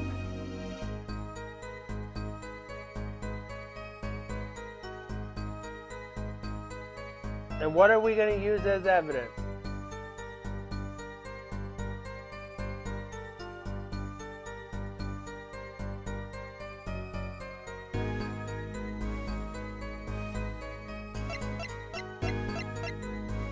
Easy, right, Di? Is this easy?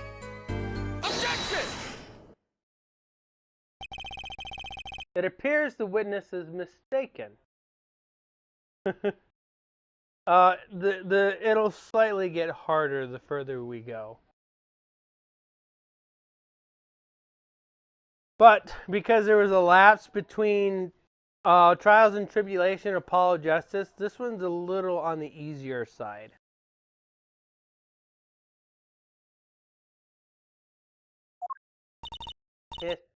Taken by my name. Look, This piece of evidence clearly contradicts what you said in your testimony.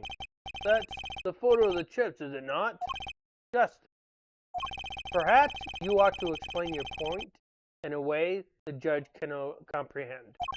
In other words, use your finger to point out your point. Yes, please point out the contradiction in this photo. What particular point contradicts the witness's testimony?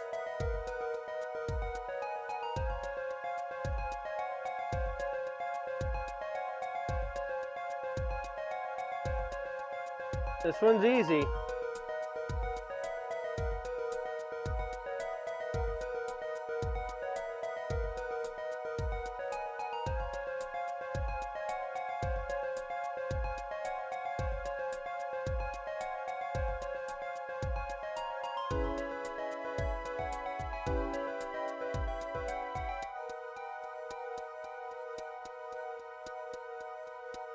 Which one?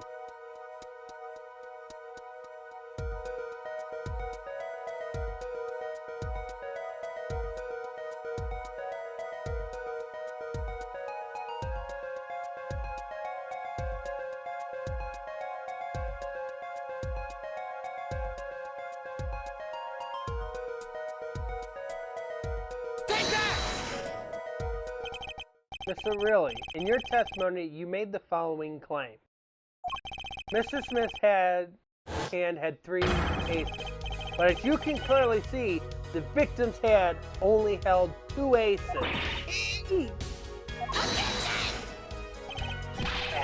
Well, maybe the witness was simply confused. Perhaps it was the defendant's hand that held the 3 aces in question. Objection! Take another look at the evidence. As you can see, the defendant also had 2 aces in his hand. Where's the 5th ace? I see cheating, all right, and it's going on right here in this courtroom.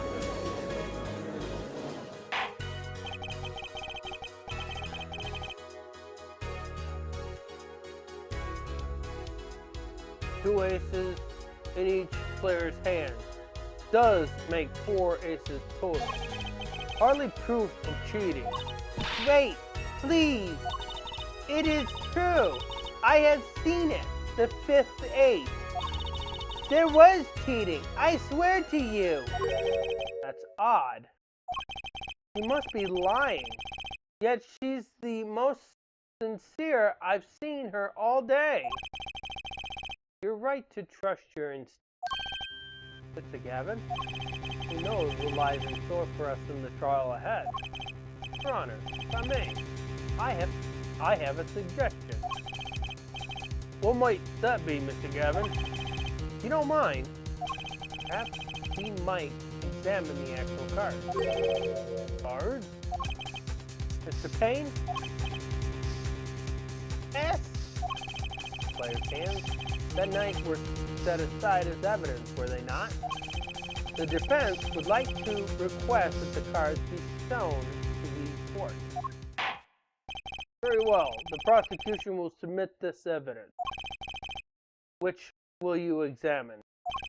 The victim's cards or the defendant's cards? These cards don't prove cheating was going on. Nothing will. Now, which of these hands is more suspicious?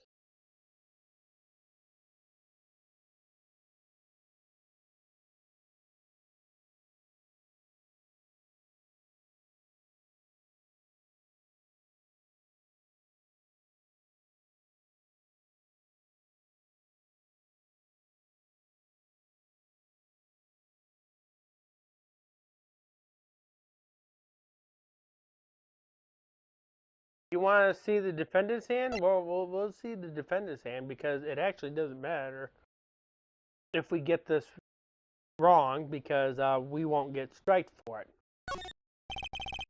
Let's start with Mr. Wright's hand. The defense would like to view the defendant's hand. Very well. Mr. Payne, your evidence. Yes, Your Honor! Received evidence, Wright's hand. Well now, let's see what we have here. Right, sir. Okay. When examining evidence, be sure to view it from all sides and angles. Try using the right stick up, left, down, right to turn it every which way, and X and Y to zoom in and out. That should give you a better perspective on the case. Okay, let's do this. Okay, so this is Phoenix Wright's hand. So, do you see anything out of the ordinary with this hand?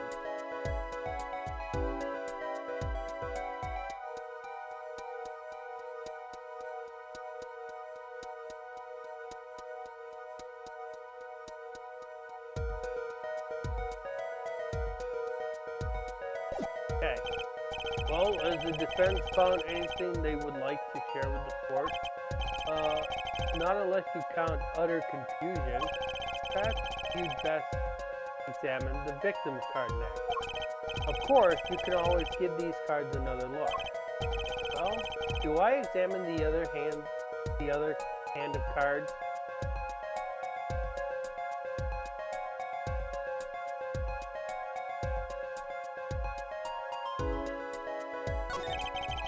Guess I'll examine the victim's cards. Your Honor, the defense requests time to examine Mr. Smith's hand. Granted. We'll make it quick, Mr. Justice. Received evidence. Victim's hand. Don't worry. Justice is always swift. Okay. Are you ready for this one?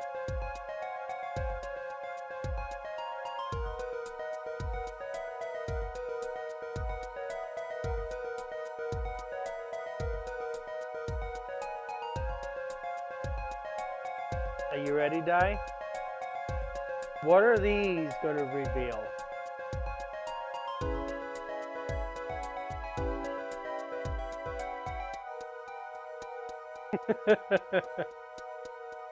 You didn't suspect it was going to be the king that had the blue bag, did you?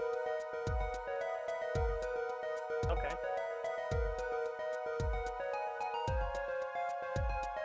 Gotta have milk with it, don't you?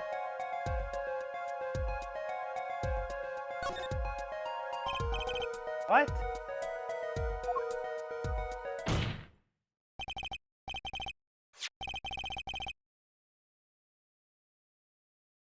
I don't even have enough sugar for it either. Your Honor, look at this. One of the victim's cards. While I'd like to have sugar with my oatmeal, the back is a different color. That's impossible. But I put that card in right here. What was that, Miss O'Reilly? No, I nearly said, duh. I have Your Honor? Mr. Gavin, yes? Tell me, what is the easiest way to cheat at poker? To cheat? I'll tell you. One merely needs a friend, a compadre, a comrade, shall we say, the dealer. Oh! Wait, so you mean this witness, Miss O'Reilly? She's a cheater. Professional, I'd wager. Yeah!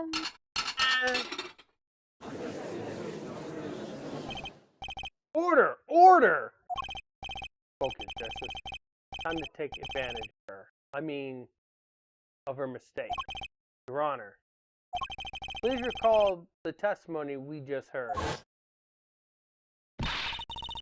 That's impossible. But I put that card in Wright's hand. Ergo, Miss O'Reilly conspired to cheat, not with my client, but with the victim, Mr. Shady Smith. Not only did she cheat, she cheated poorly. Therefore, it's not hard to imagine an altercation between her and the victim. What? Wait, you don't mean the defense isn't accusing the witness, Miss Olga O'Reilly, are you? Time for justice. There were 3 people in that room at the time of the incident. And if Mr. Wright isn't guilty, that means I am. The defense accused the witness, Ms. Olga O'Reilly, of murder. Eek!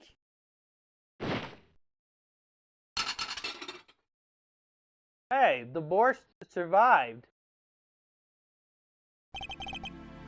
Mr. Payne, where is the witness, Ms. Olga O'Reilly? It appears she had lost consciousness, Your Honor. Mr. Justice, Your Honor, seems you presented a new possibility to the court, one suggesting a connection between the witness and the victim, Mr. Smith. That means the court cannot pronounce a verdict for the defendant at the time. What? I did it. I held out. I see no point in prolonging the trial this day. The prosecution would need to make further inquiries. Objection!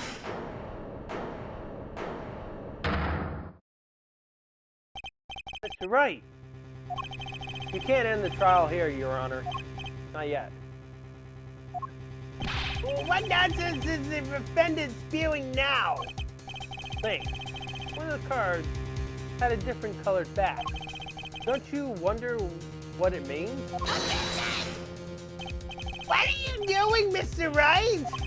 Raising objections right when you're about to get off the hook? Ridiculous! Mr. Payne, you of all people should know, Mr. Wright has a talent for the ridiculous.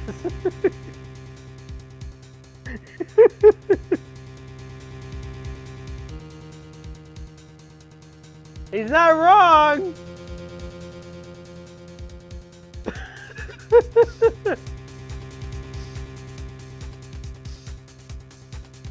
In the 3 games we played, that's how it was.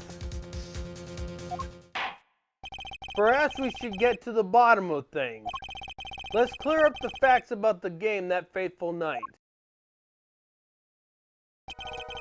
As was said before, we alternate between 2 decks of cards that night. That was said before! The 2 decks at the club had different colored backs, blue and red. 1 color per deck. Why use different colored backs? If you use the same color, the 2 decks might get mixed. You used different colors and they still got mixed up. We had the red deck for the last game. But that's odd. For some reason, I have this impression that you were using the blue deck. Yeah, me too. I'm sure someone said something about blue cards. Whatever, in the end, 1 card of the wrong color got into the mix. Which means there was cheating. Yes, a card slipped into the deck which seemed to indicate cheating. Yet, this card raises 2 serious questions. Apollo? Yes? Let's consider the first question, shall we? Think, in the last game, when was the card swapped? When? There are 3 broad possibilities here. Could have been swapped before the murder, during the murder, or after the murder. Yeah. Thanks for the news bulletin, Mr. Wright. Of course it was swapped. Oh? It might be as simple as you think, Mr. Payne, or it might not be. I'd like to hear what Apollo thinks first. When do you think the cards were swapped? When was the card swapped in the deck? Now we gotta think about this one.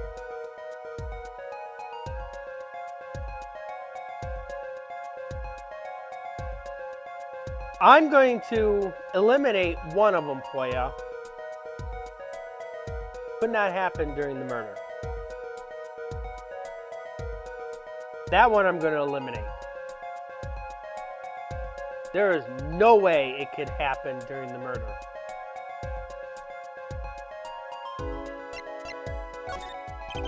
Perhaps it happened after the murder?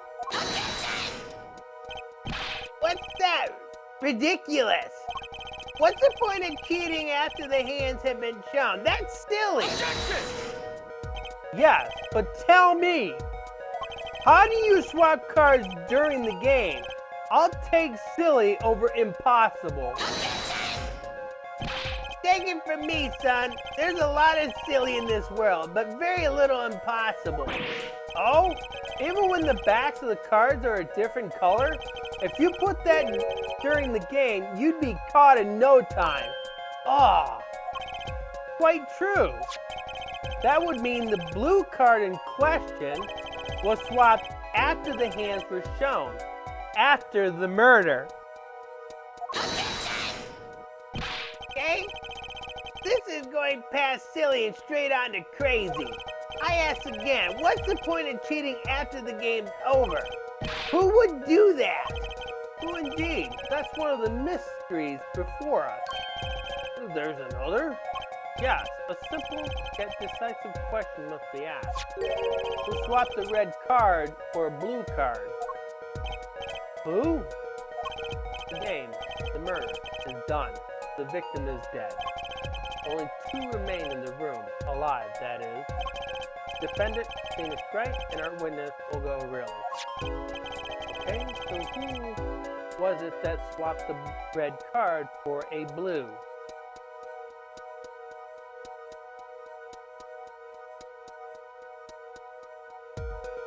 This one I cannot eliminate any of them for you.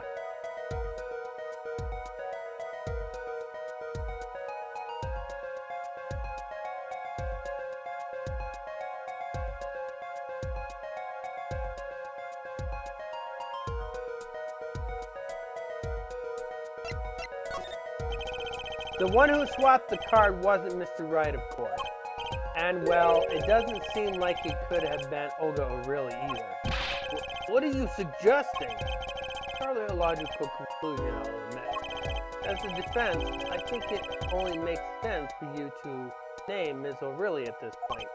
Yes, I know.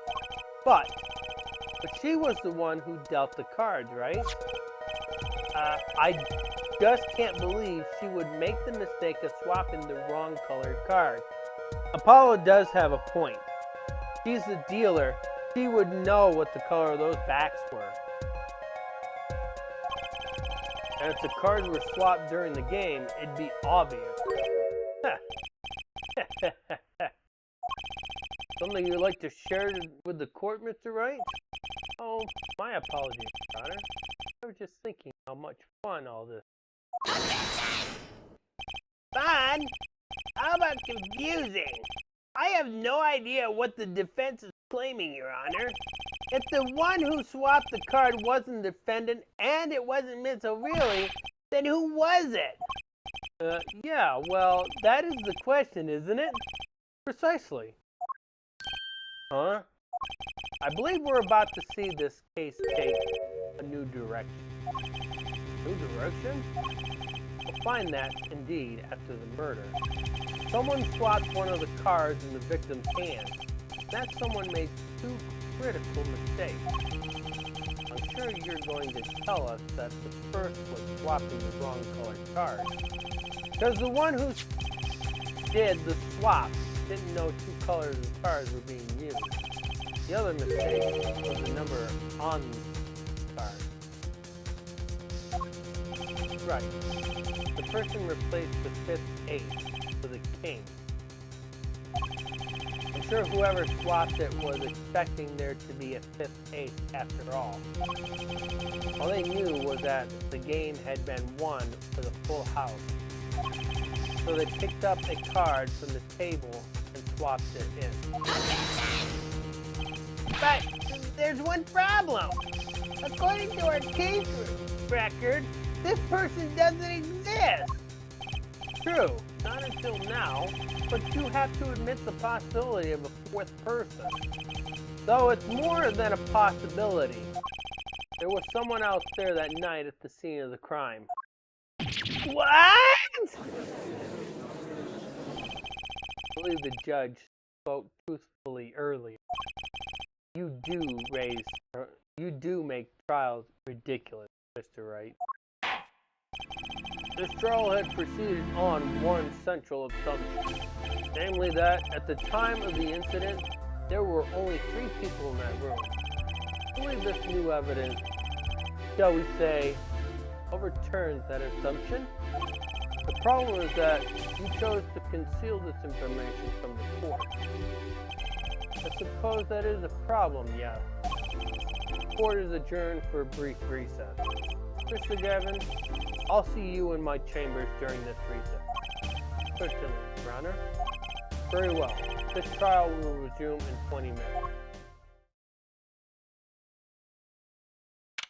April 20th, 11:52 a.m., District Court, Defendant Lobby Number 3.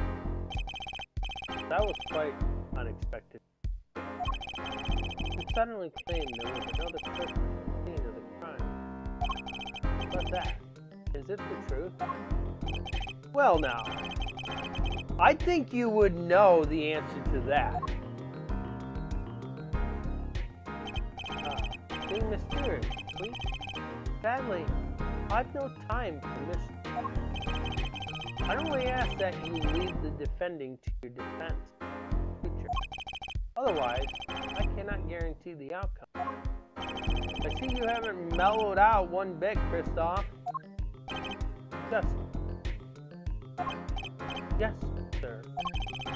The judge has summoned me to his chamber, so carry on without me. You did well, Apollo. Can I ask you something? Sure. I'm lucky. Is that really yours, Mr. Wright? Ah! You're wondering about the victim's disappearing locket? Here, you can take a look at it. That's a picture of my daughter.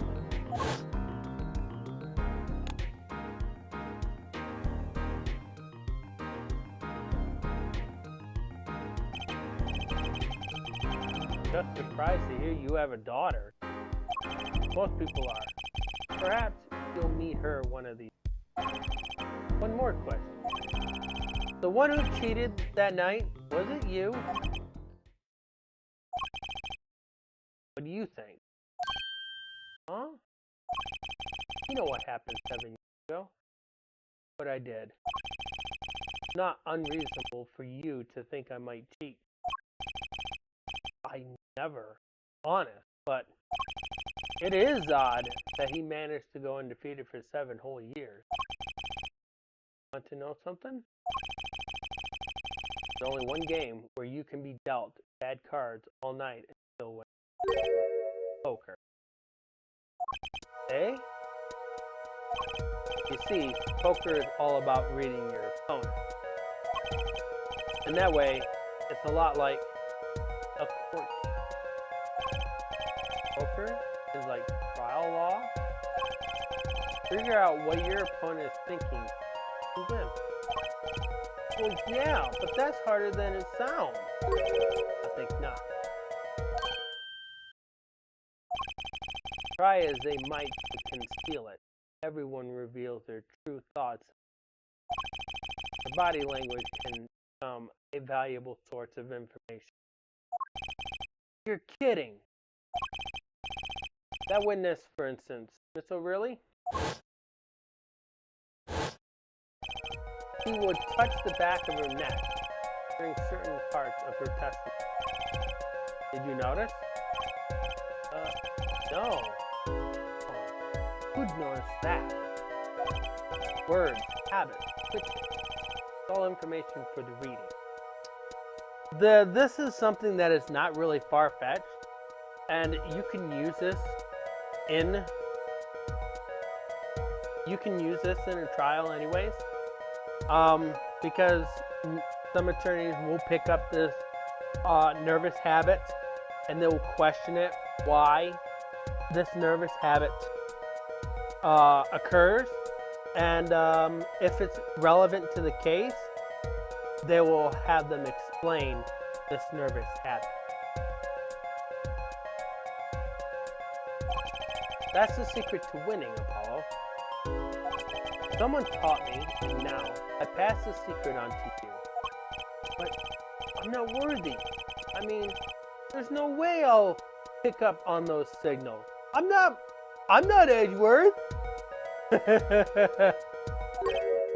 No, you can do it. Huh? You just don't know it yet. What are you talking about? But you will. Soon.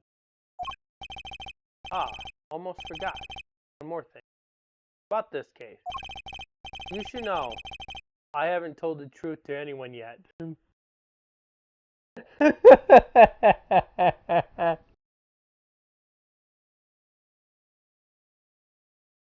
I know what Di is thinking. You liar!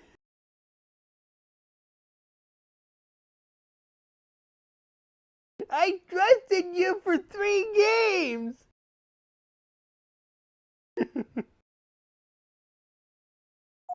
What? I knew it! I have my reasons, of course. All shall be revealed. And Apollo, I need you to be there, defending me. I need your power. Power? I had no idea my coordinates still were that special. It's time. The real trial begins now. Do your best.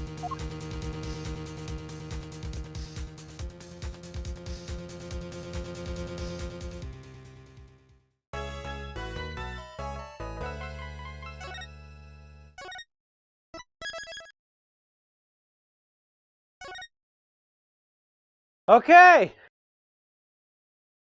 Unfortunately, I'm going to have to stop here, but what do you think so far?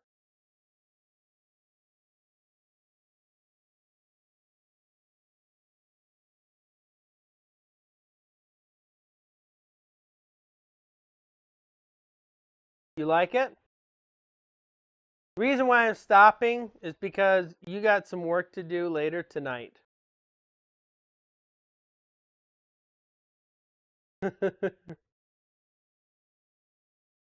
And I bet you know what that work is.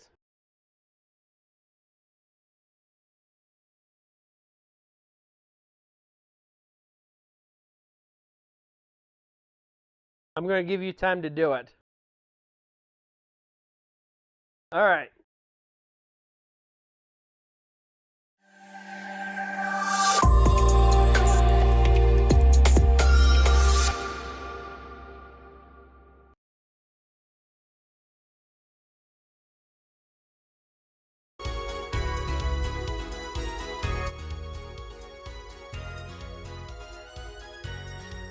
As you might have noticed, I did change the music.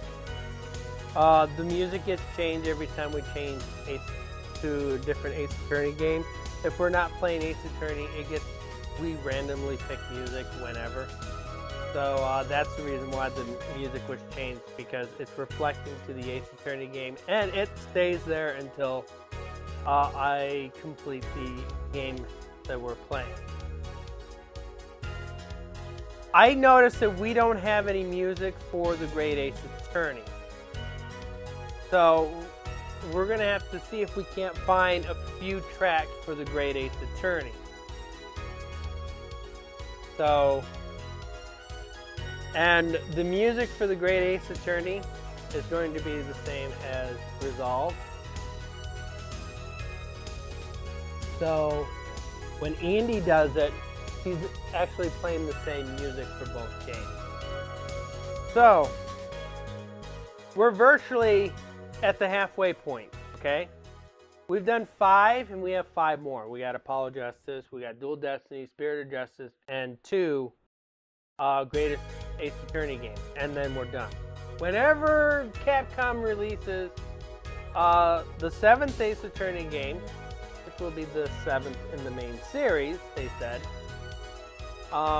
that will be the next one we stream after we complete the regular series. So what's the outlook for this week? Tomorrow, Grocery Store Simulator. Wednesday is Dot Hack. Still don't have The Sims 2. Sims 2 will be rescheduled. If things don't go wacky on Friday, because last week we were a little wacky with XSplit. XSplit refused to cooperate with us, so The Sims 3 was postponed. So as long as things don't break, Friday will be The Sims 3, and of course Andy will take over on the weekend. Alright, so still no raid. Keeping things updated. Oh, Mario's sleeping right now. You want to wake him up?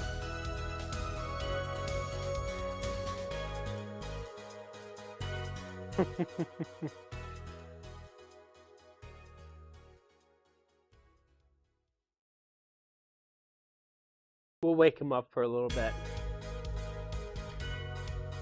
There he is. Hello, Di. How's Di doing?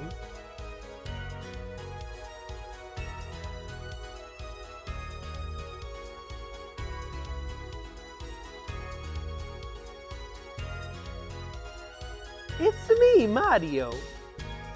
You miss me?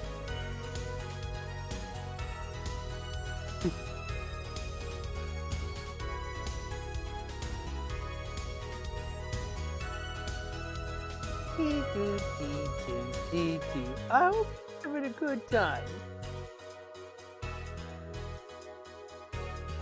Bye-bye. I hope that you're sleeping. Since I can't close my eyes, this is my eye. My eyelid.